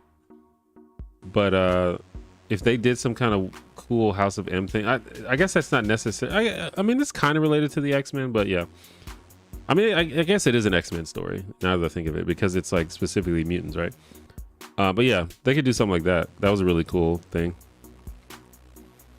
Did I ever have a Tamagotchi? I think I did briefly. My friend gave me one because my parents wouldn't buy me one because they were too expensive. But I don't know. It turned out they're not that fun. They're not as fun as people made them out to be. I kind of got bored of it instantly. Dimension 20 absolutely counts. I appreciate it because I religiously watch Dimension 20. Stargate SG-1 has sitcom elements, and asking your thoughts on it. Yeah, sorry I missed that, but I've never seen Stargate. I didn't even know it had sitcom elements. I thought it was like super serious. Yeah, I miss a lot of stuff, guys. I'm like pretty... I have like a very narrow pop culture knowledge, and it's usually just sitcoms from the 90s and early 2000s. But one day I have like a literal list of things that I want to check out, and I need to put maybe I need to put Stargate on there. I didn't know it was funny.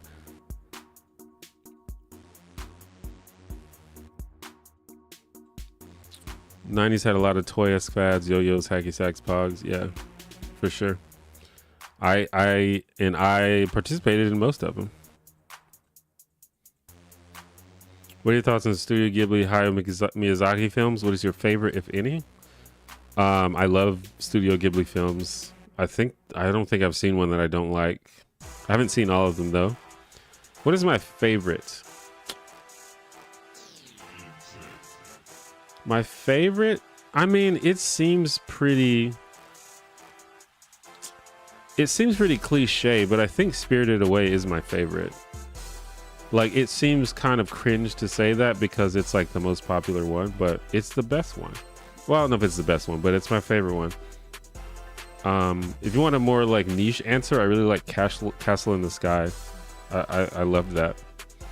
Also My Neighbor Totoro. So those three. I guess I see what you're saying about me always saying more than one answer. But I probably Spirited Away and Castle in the Sky.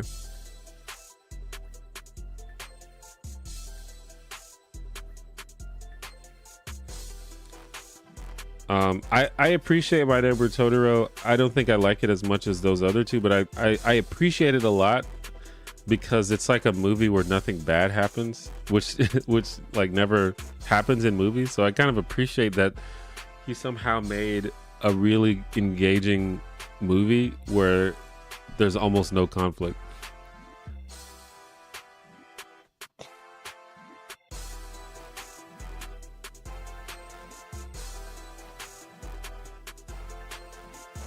Read years ago that because of streaming, collective nostalgia would die out because there's less focused areas to get our entertainment. Saturday morning cartoons, fads like Pogs. Is this true?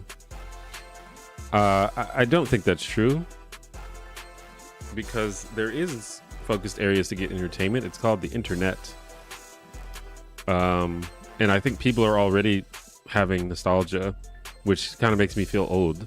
Like, if you go talk to someone who's like 18 years old or someone who's like 21 years old, they'll say stuff like, oh man, I grew up watching PewDiePie, or I grew up watching Markiplier.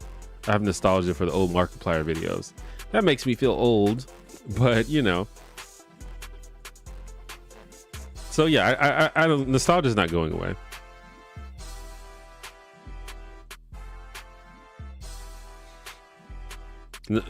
In, you know, for certain types of media, maybe. But I think for the internet and probably for movies also, TV might be a little bit different, but I don't know, because there's stuff like, for example, think of a show like Bluey.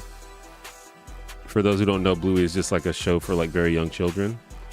That's a very popular show, and you know that the kids who grew up watching that are going to remember it in the future. So yeah, I think nostalgia is it's a fundamental human thing. It's not going away.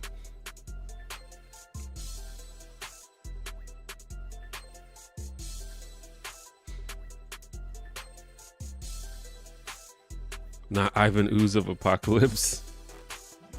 I guess he did kind of look like Ivan Ooze.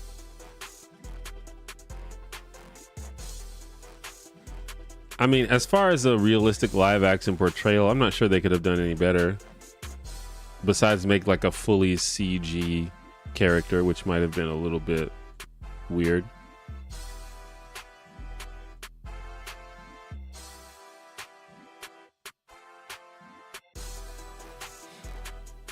What type of media do you relate your life to the most?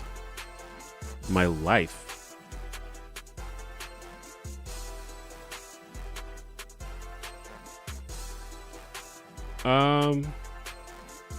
I don't know. My life is like a weird coming of age rom-com without the getting the girl at the end, I think. The first thing that popped in my head when you said that is the movie 500 Days of Summer. I really like that movie because it's basically about a dumb guy who becomes obsessed with this girl. But by the end of the movie, they kind of realize that he was being dumb the whole time and that this girl is not who he needs to be with. And I relate to that a lot. Because a lot of stuff in my life is like me being dumb and then later realizing that I was being dumb.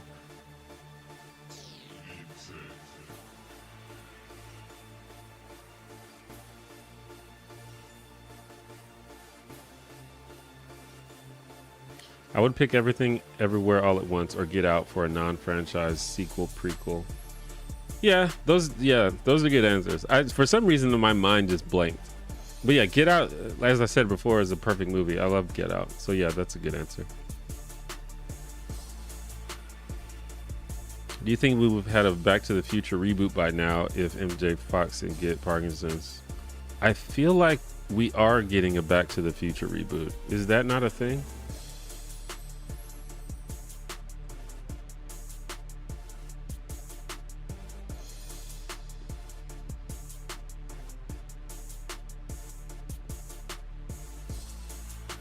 I feel like I saw that. Maybe not though. But I mean, you're probably right. Probably would have happened before. House of M would be interesting, but you need to introduce a lot more stories and characters. But it would work. Yeah, they'd have to do it differently. And I don't want them to like make a movie. Like if they do a House of M, it should definitely be a TV series. I don't want them to pull at Eternals and try to like introduce like 20 different characters in one movie. But yeah, exactly. Multiverse of Madness and WandaVision's flirted with House of M for sure. Vosh type characters in Mr. Bertram. Well, now I want to see it just for that. That sounds hilarious. Princess Mononoke is the best one. That's a very respectable opinion. Porco Rosso is good.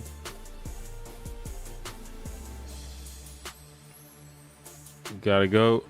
All right, Rose, thanks for stopping by. Thank you for the kind words, Eileen. Nostalgia is not going away. Good news for the Nostalgia Critic. Does the Nostalgia Critic still make videos? I haven't watched Nostalgia Critic in years. Emily Axford is a GM for a season of Not Another DM, and it was really good. Holy shit, I didn't know that. I would love to see that. I watched, maybe, or not watched, but listened to maybe the first 60-ish episodes of Not Another D&D podcast. I've been meaning to get back on it. But yeah, I think Emily Axford is like one of the most entertaining D&D players I've never seen. So I would love to see how it is when she actually runs the game.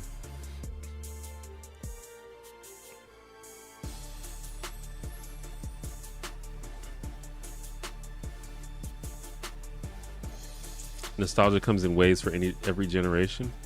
I could believe that.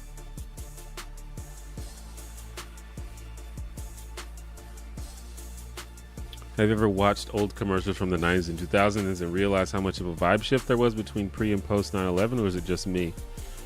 I believe that. I haven't specifically done that, but I think media definitely changed after 9/11. I think everything changed after 9/11 for sure.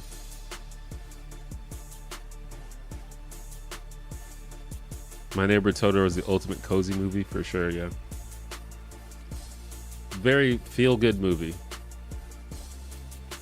I have a Totoro onesie that I bust out when I need like a costume or something.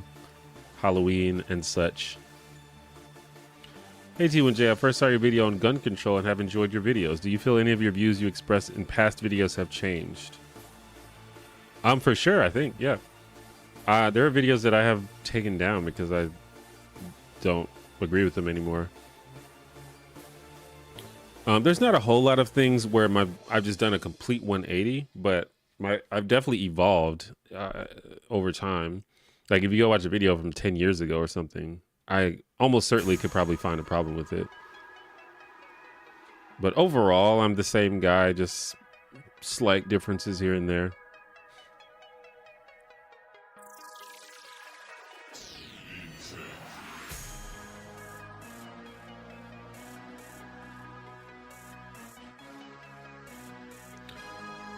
How many donuts can you stack on it?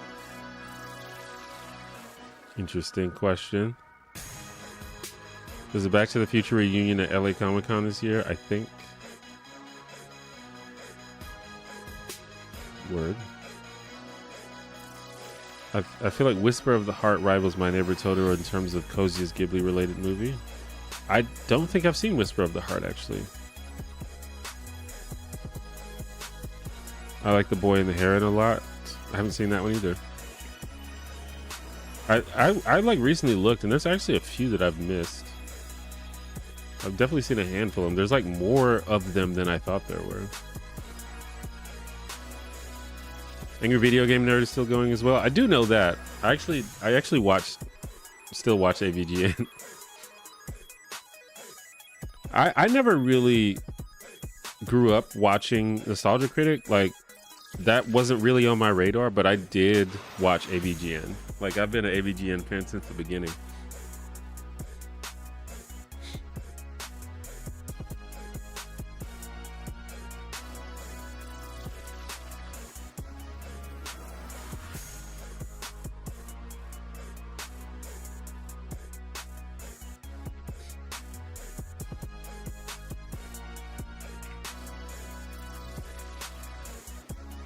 I heard that either Robert Zemeckis or Bob Gale was going to make sure that there would be no remake as long as they are alive.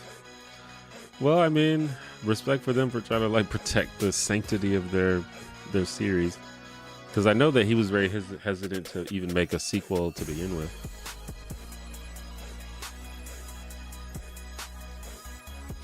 The 2000s definitely felt more edgy and serious than the decade prior or after.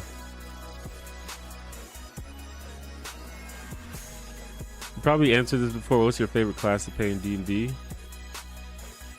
I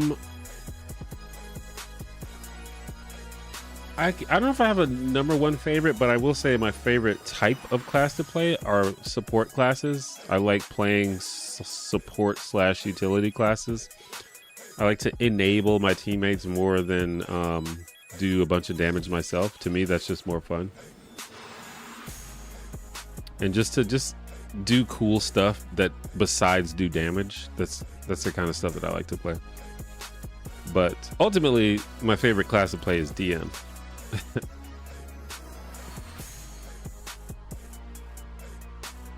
I saw your recent video on The Office. I've been saying that stuff for years. I appreciate you didn't go into a full Jim and Pam are terrible and analyze Karen's actions as well. I appreciate that. Yeah, I mean,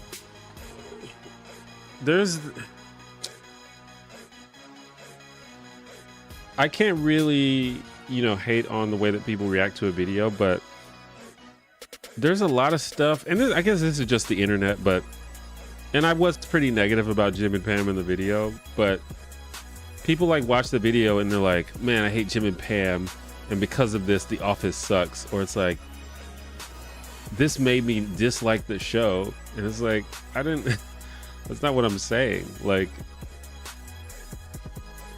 to me, the fact that Jim and Pam are kind of awful and flawed is what made them interesting. In fact, I think in the later seasons, I think Pam is my favorite character. She's absolutely savage and hilarious, in my opinion. I don't think that they're like necessarily, and the thing is, the show is conscious of it. They call it out. Jim and Pam get called out so much throughout the show. So I don't know.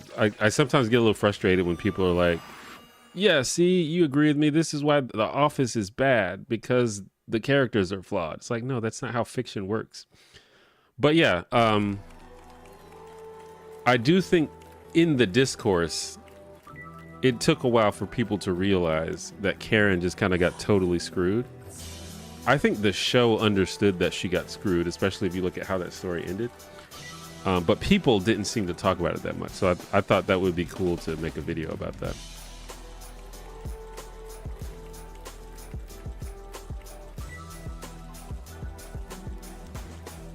Nostalgia Critic is kind of cringy, especially since his humor hasn't really changed with the times. I've heard that. I don't know though. I can't really comment. Are there any other shows you've noticed that the main characters are supposed to be liked, but when you give it any thought, are kind of the asshats? I'm sure there are examples. In fact, that's probably true of most sitcoms.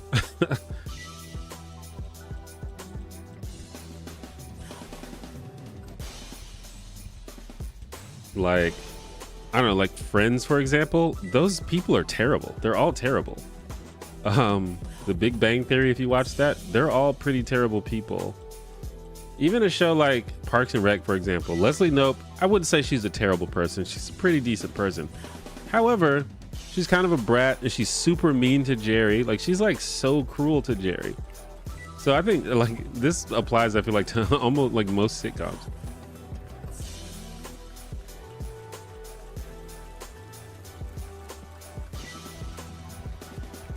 What's a piece of media you don't like but still respect and understand why others like it?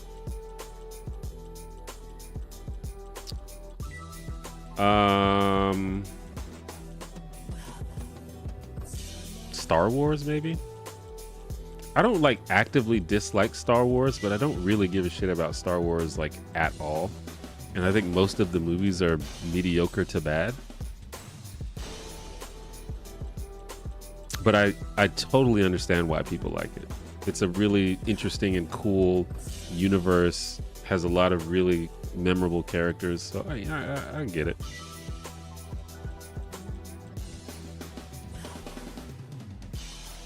Whisper of the Heart is an incredibly innocent coming-of-age story of a high schooler. Very little happens in it, but it has a ton of charm. That sounds right up my alley. I'll definitely check it out. Support classes can be so cool, yeah, for sure. Like cleric or bard. And even with other classes, I try to like build them so they're more support focused. Like I'll make like a more support focused sorcerer. Or like rogue, maybe even. Do I watch The Boys at all? No, The Boys is another show that's on my list. I have never seen The Boys.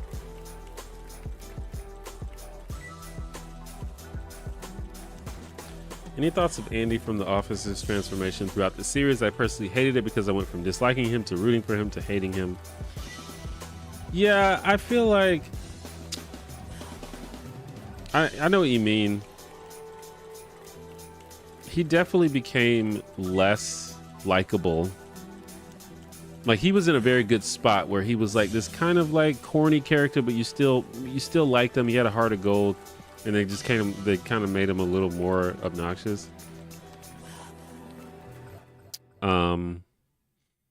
But I think these are the types of things that shows like this have to do when they go on for so long. They have to think of new things they can do with the characters, especially after Michael Scott left. They really had to scramble to like figure out like, what the hell are we going to do with this show now? And so that was one of the things they tried was, you know, made Andy the boss and like made him a little less likable and added all these other characters. And listen, I don't think The Office was ever bad. It definitely was, I think, a little worse than when it started. But it was like a very, it wasn't like, I was gonna say it was a very different show. It wasn't a very different show. It had still the same vibe overall, but if you compare like the first season to the last season, it's almost like who are all these people? Is this the same show?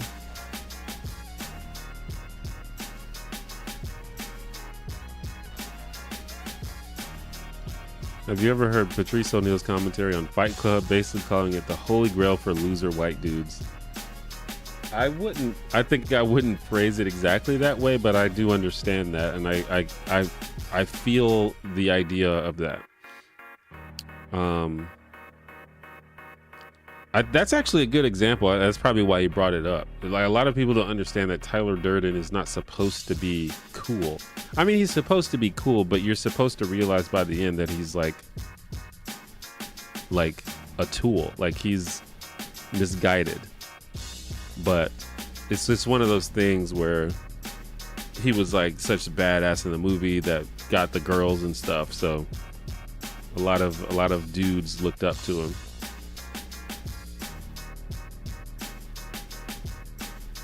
And that's another trope where it's like not just someone that people think is good that is actually bad, but someone who is like obviously bad but people think are cool. And there's a lot of examples of that. You know, there's like Joker, there's like Dr. House, stuff like that.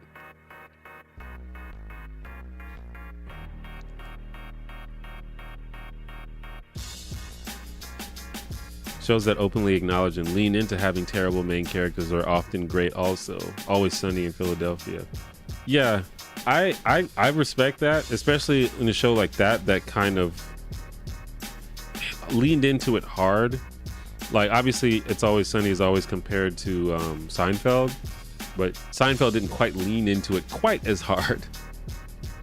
Although I think Seinfeld was pretty clear with the fact that these are not good people. Which always, like, I made a video about Seinfeld and I got a lot of comments that was like, well, I don't really think that they're bad people. You know, I just think they just didn't, you know, follow the rules of society. Like, they kind of made their own rules. It's like, no, have you watched this show? They are terrible people. They are evil. Like, I feel like people who say that haven't watched the show recently, because they are unquestionably bad people.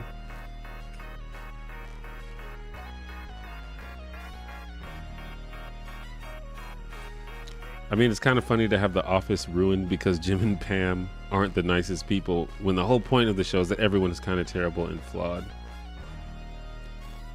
Yeah, I think maybe people are offended because they think the show wants you to like them. And I think you could argue that the show does want you to like them. I will say the show definitely wants you to root for their relationship. So I can see how you might feel a little some type of way about that when you don't want to root for their relationship. But I don't know if it necessarily wants you to like them, because as I said, they get called out a lot, especially as the show goes on. Like, there's a scene, you might remember the scene where they were trying to adopt a kid or something, or they were like trying to buy some stuff for the kid, and they were like being interviewed by the person, and Pam was like, why don't you, like, the dude was like being very flippant to them, and Pam was like, it seems like you don't like us. Why don't you like us? We're nice people. And he was like, you're not as charming as you think you are. Like, to me, that's the show being self-aware.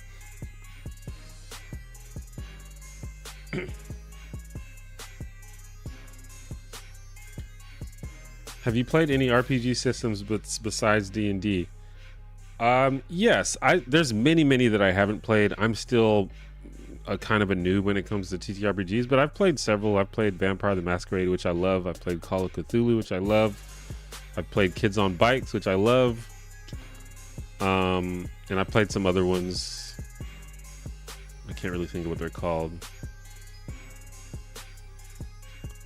But yeah, there's many that I haven't played. Any thoughts on Friends? I love Friends. It is, I don't know, I love Friends. I think there's kind of this growing number of people who kind of don't like the old school multi-camera sitcoms and the whole format of them. And to me, Friends is like the quintessential multi-camera sitcom, or at least the quintessential multi-camera sitcom of that era of the 90s. So if you hate that style, you're going to hate Friends, because Friends kind of perfected it.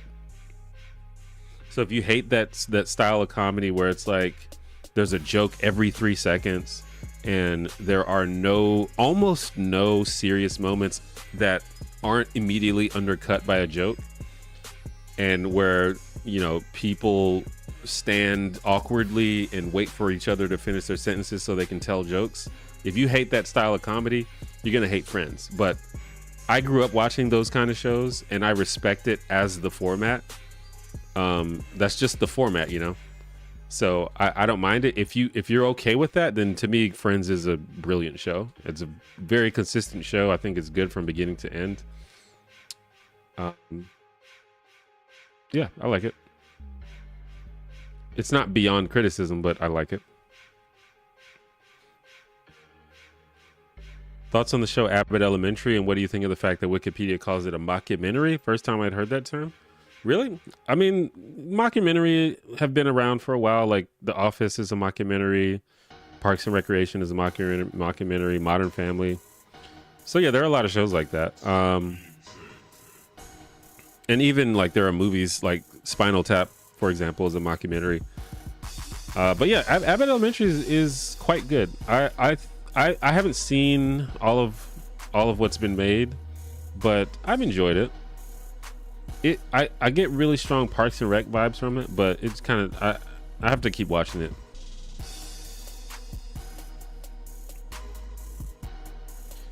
Unflawed people aren't funny to watch, so it's difficult to make them grow as people and still have a funny show. At some point they start looking like assholes because they keep having the same flaws. Yeah, and that'll happen with sitcoms. If you watch a show long enough, you'll realize that, oh, these people are actually terrible. Because that's one of, like, I love sitcoms, but that is one of the issues with sitcoms. It is really hard to make a character learn, because if a character learns from their actions, then you kind of run out of stories to tell. So, you know, if Chandler is neurotic and anxious, you can't like make him learn to not be that, because then you just don't have a character anymore. So he has to be that for 10 years until the end of the show, you know? But a good sitcom figures out ways to make characters slowly grow over time. And that's one of the things that I've loved to explore in my videos, is seeing how characters grow over time.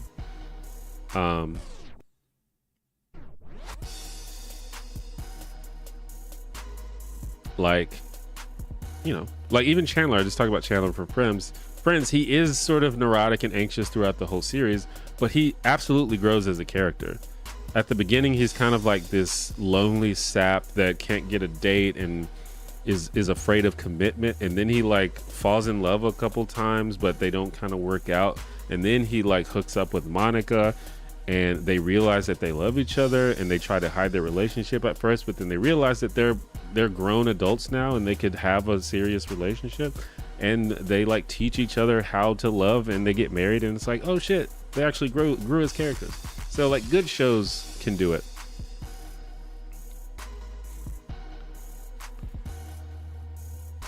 I'm probably going to only stream for a good 10 to 20 more minutes. Just heads up.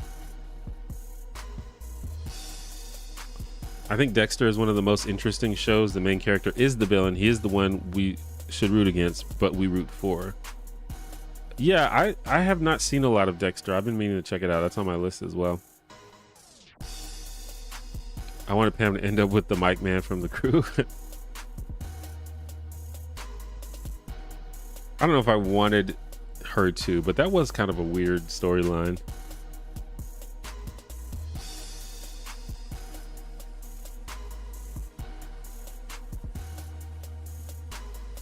What show do you think best exemplify the future of adult animation? The future of adult animation? I have no idea. I don't know what the future is going to look like.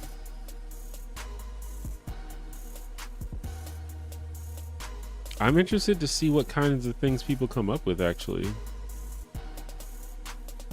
I kind of missed the adult cartoons on Adult Swim. There was so much like experimental stuff on there. Not all of it was good, but it was interesting. All of it was interesting.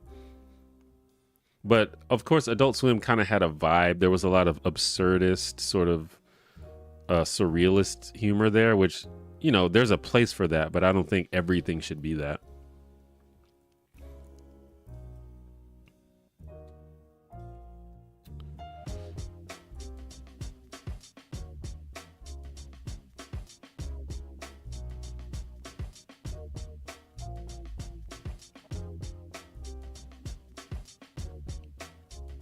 Have you ever talked about Dharma and Greg? I have not. That's a show that I did watch back in the day, but I have not watched it since I was a kid. I would have to go check it out again to really comment on it. I remember liking it. I remember having a crush on what was it, Jenna Elfman? Is that who that was? I had a crush on her back in the day. Yeah.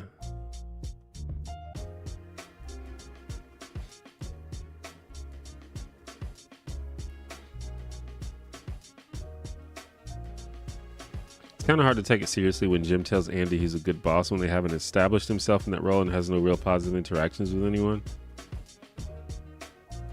I don't know. I feel like with Jim, I think Jim is just stupid. Like, because he also says that Michael is a good boss, which he like objectively wasn't.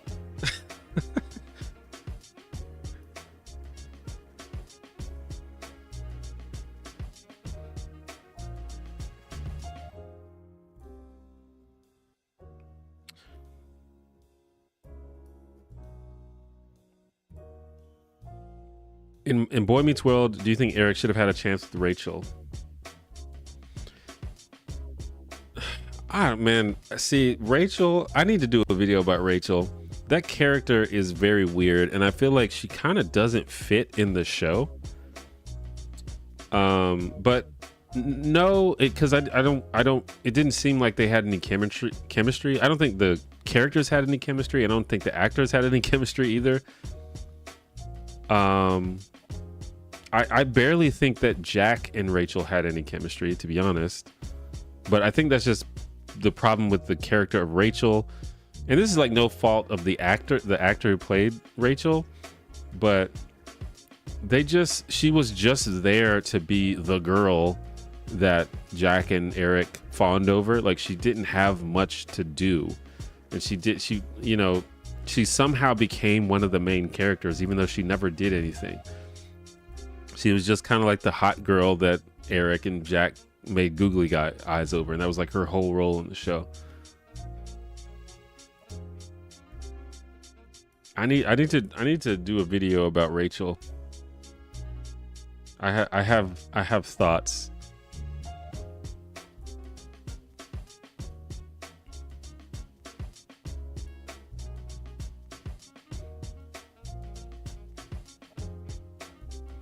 Smiling Friends. Which one was that again?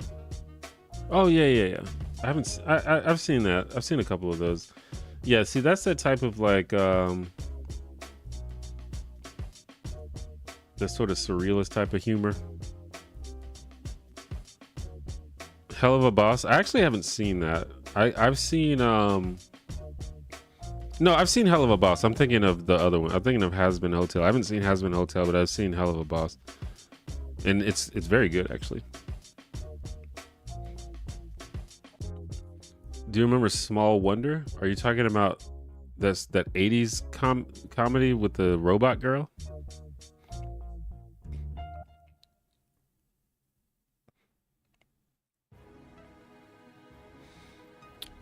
If so, I do remember it. I can't remember if it was good. I imagine it. There's no way it was, right?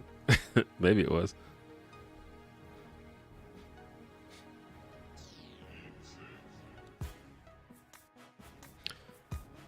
I really enjoyed your video on the Bernie Mac show. That's a show I never heard much about.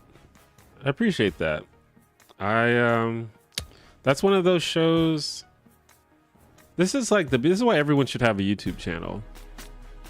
I have these things in my head that I just have to get out, and it's like, who do I talk to? It's like, I can't just go up to my friends and be like, hey, can I tell you about how awesome the Bernie Mac show is for 30 minutes? Like, you can't really do that in person. But when you have a YouTube channel, you can just put it out there, and whoever wants to watch it can watch it. It so far has not been one of my more popular videos, but that's fine, because I really wanted to talk about it. The Roseweb, hey, I've been following you for a hot minute. Awesome. I hope that you've enjoyed it and you haven't been annoyed by how often my channel has changed and evolved and covered different topics.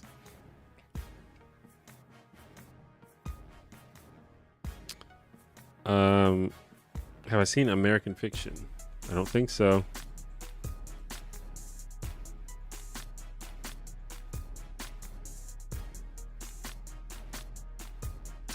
Nope, I haven't seen it. Is this a comedy?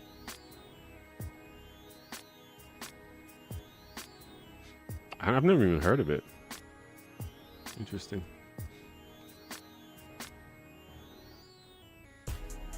So Rachel was basically the Lola Bunny in the show. That's actually a pretty good analogy. In fact, I think Lola Bunny has more depth than Rachel.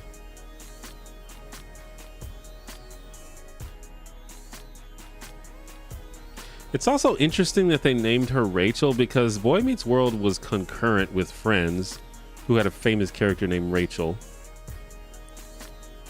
I wonder if that was on purpose.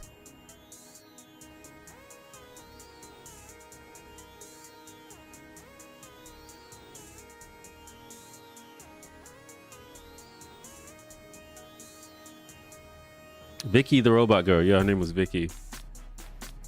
It's not good. It's just so 80s. Have a great day. You're awesome, Kevin. Thank you very much. Boxers, tidy whities, or boxer briefs? Definitely boxer briefs.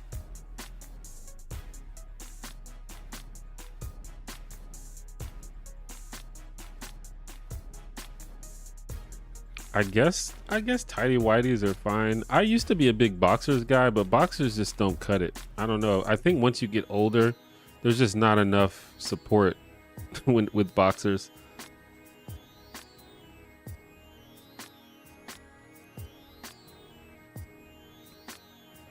Did I watch Doug as a kid? Absolutely. I'm pretty sure I've seen every episode of Doug.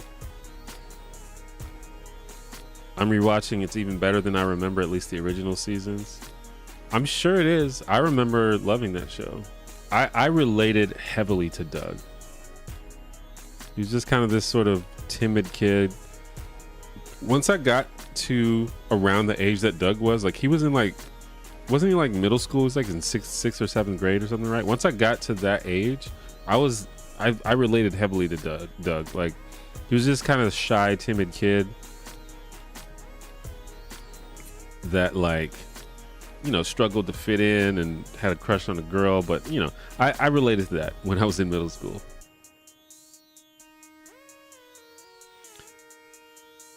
Ever hear of Heil Honey, I'm Home? I think I have heard of that. I've never seen it, though. Do I think Trump is going to win? I am not sure. When after the assassination attempt happened, I was like, okay, he's definitely gonna win now. But after that, it like the poll numbers haven't changed. Like he hasn't gained favor ever after that.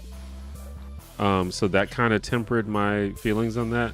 And also the overwhelming support for Kamala Harris has been a little bit unexpected. I did not people to be so excited about Kamala Harris. So that kind of makes me think it may be a little more or less of a foregone conclusion that Trump is going to win. I also think Kamala Harris made an excellent choice for vice president, so I think that'll help her choices. It's just hard for me to imagine white dudes voting for a black woman for president. And I don't mean like all white dudes, but I mean just like the white male voting bloc. It is hard for me to, because, and you know, obviously not all voters are white males, but I feel like probably most of them are, if not most of them, a lot of them are. And so it's hard for me to imagine just a huge turnout for Kamala Harris, but who knows? Maybe so.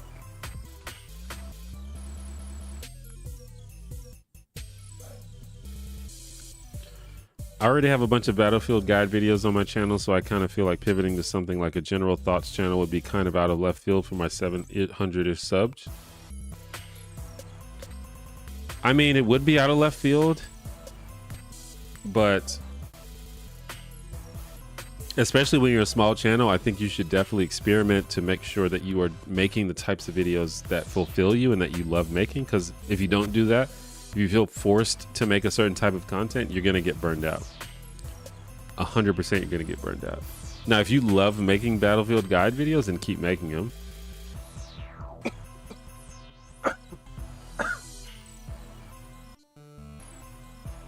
Sorry.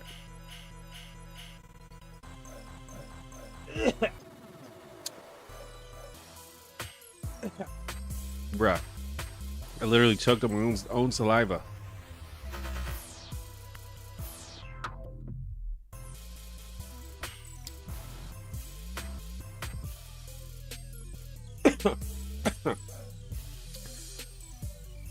Whew. Weird. Anyway, when you're a small channel, you should experiment and figure out what you really want to do. When you get to a point where your livelihood depends on YouTube, then you have to think more carefully about doing stuff like that. But I think when you're small, you should just try to do whatever you want and see. You never know, it might catch on. Because this happens. I mean, this kind of happened to me a little bit. Because I wasn't always, you know, I kind of became known for making politics and social justice videos. But I wasn't always like that. I used to make more general interest videos, or like my videos were kind of all over the place. But I made a sort of politics adjacent video and it gained more attention than my previous videos were getting, you know? So you may make something and just bring in a whole new batch of viewers. You never know.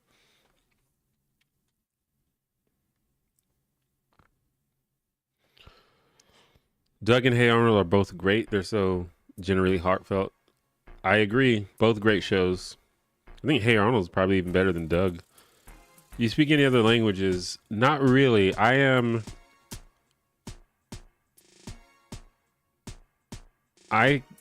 can speak a little bit of Spanish, but not really enough to say that I speak the language. I am like, I probably wouldn't even call myself conversational, but I know a decent amount of Spanish words, probably more than the average American. So that's something, but I wouldn't say that I speak Spanish.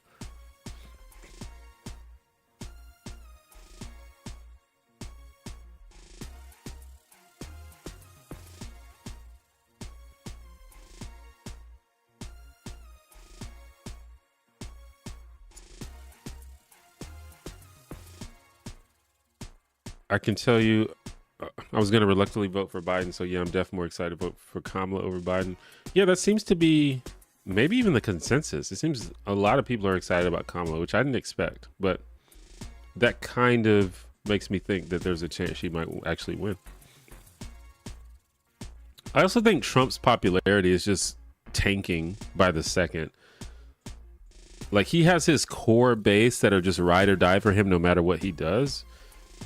But I really think that voters are starting to just kind of take him for the clown that he is. And he also got to be the president and kind of didn't really get a lot of stuff done, or at least nothing that benefits regular people. So, did I catch FD's Drake and Kendrick Vic? No, I haven't watched it yet. When it takes me a while to get around to these long video essays. I just can't deal with a lot of these long videos. It takes me like weeks to finish them. I remember at I dropped that fucking 4-hour plagiarism video. It took me like 3 weeks to finish it. Have you ever watched Austin McConnell's channel? I have watched it. I saw recently like he's been having like health problems, which kind of sucks. I hope he's all right.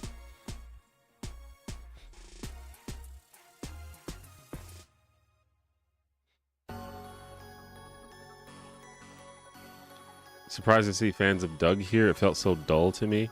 I could kind of see how it could be seen as dull. It's kind of a slow-paced show, but I don't know. I liked it. I think for me, I just liked it because I related to it a lot. It felt, even though it's like a bunch of like green people and shit, it felt really real to me. Like, and all the characters really felt like people that I met or knew. Like the weird neighbor, Mr. Dink. I had that. Or like the girl that, like the popular girl that you have a crush on that never looks at you. But then there's also like the girl that's kind of pretty that you don't really pay any attention to, but she's like nice to you. That's like BB. I always thought Doug should have got with BB, but hey, there's a video. I should do that.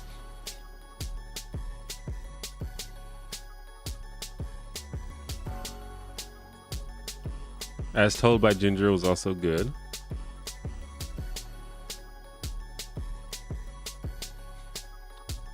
And of course, Skeeter. Skeeter's the homie. Like Skeeter, I think we kind of can all agree that Skeeter was the black kid. And even though Skeeter was the black kid, I didn't necessarily relate to him because he was cool and I was not cool when I was in middle school. But I always wanted Skeeter to be my friend.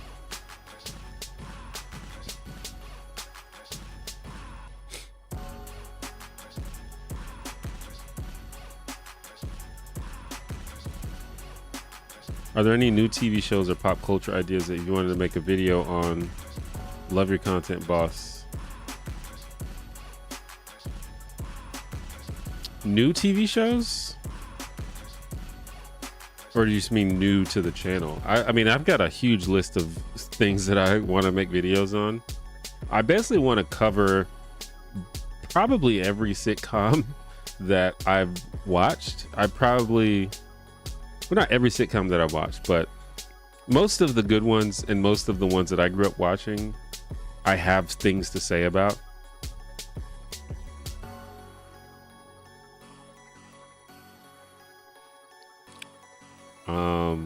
But I don't want to spoil it, so just have to wait and see. Skeeter's recognized as black, kind of like how a Goofy movie is recognized as a black movie. Absolutely. A Goofy movie is 1000% a black movie.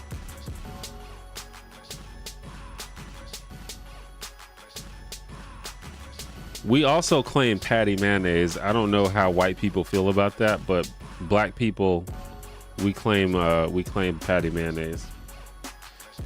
I need to like watch and confirm this, but when they rebooted the show, when they rebooted Doug, like for the Disney Channel, they lightened Patty Mayonnaise's skin. I'm almost positive they did. and that is that is extremely offensive to me.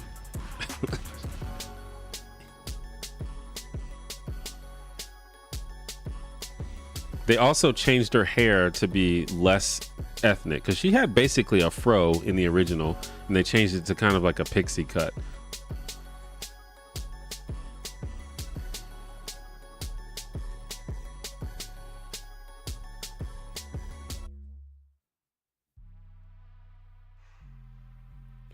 Ever watched Atlanta? That's another show I need to watch more of. I only seen like a little bit of the first season. I remember Doug's sister asking Doug if he was talking about his blue friend, and he said no, the green one. And I couldn't believe that they saw the same skin color that we saw. I don't remember that. That's funny though.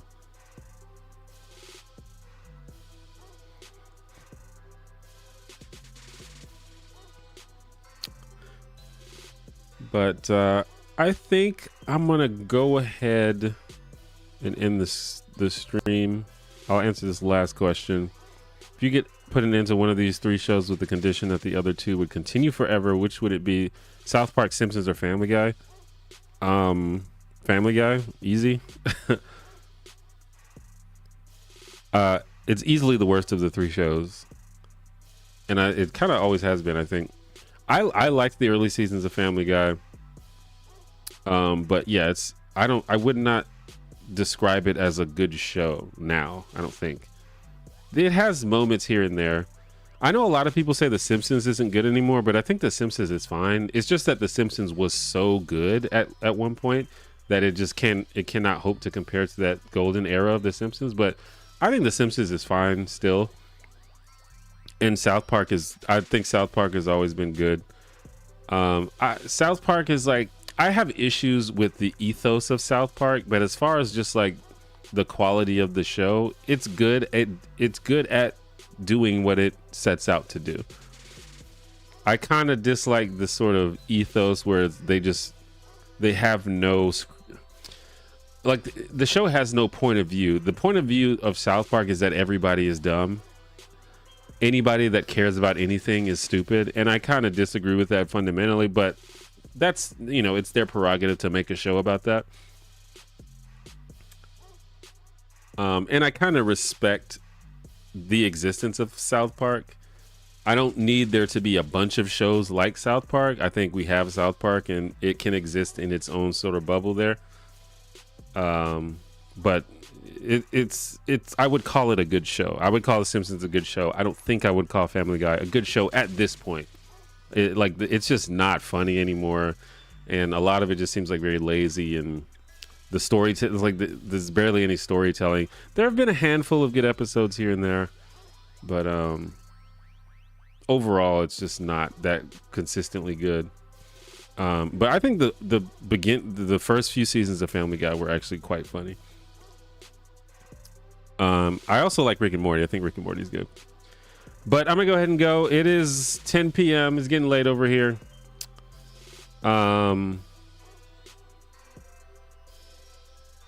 Thanks as always for the lively conversation. I've been streaming a lot more. I wonder if I should stream in the evenings because more people seem to come in the evening than during the day. Probably because people are at work and stuff. It's just a little less convenient for me to do it in the evening, but I'll think about it. If you're interested in chilling and having more chill conversations like this with other people who are chill, you can feel free to check out my Discord. There was a link that showed up in the chat. I'll put another one.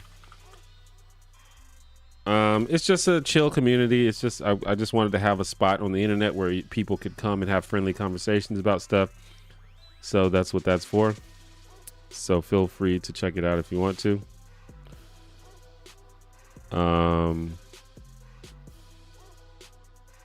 Yeah, thanks for checking out.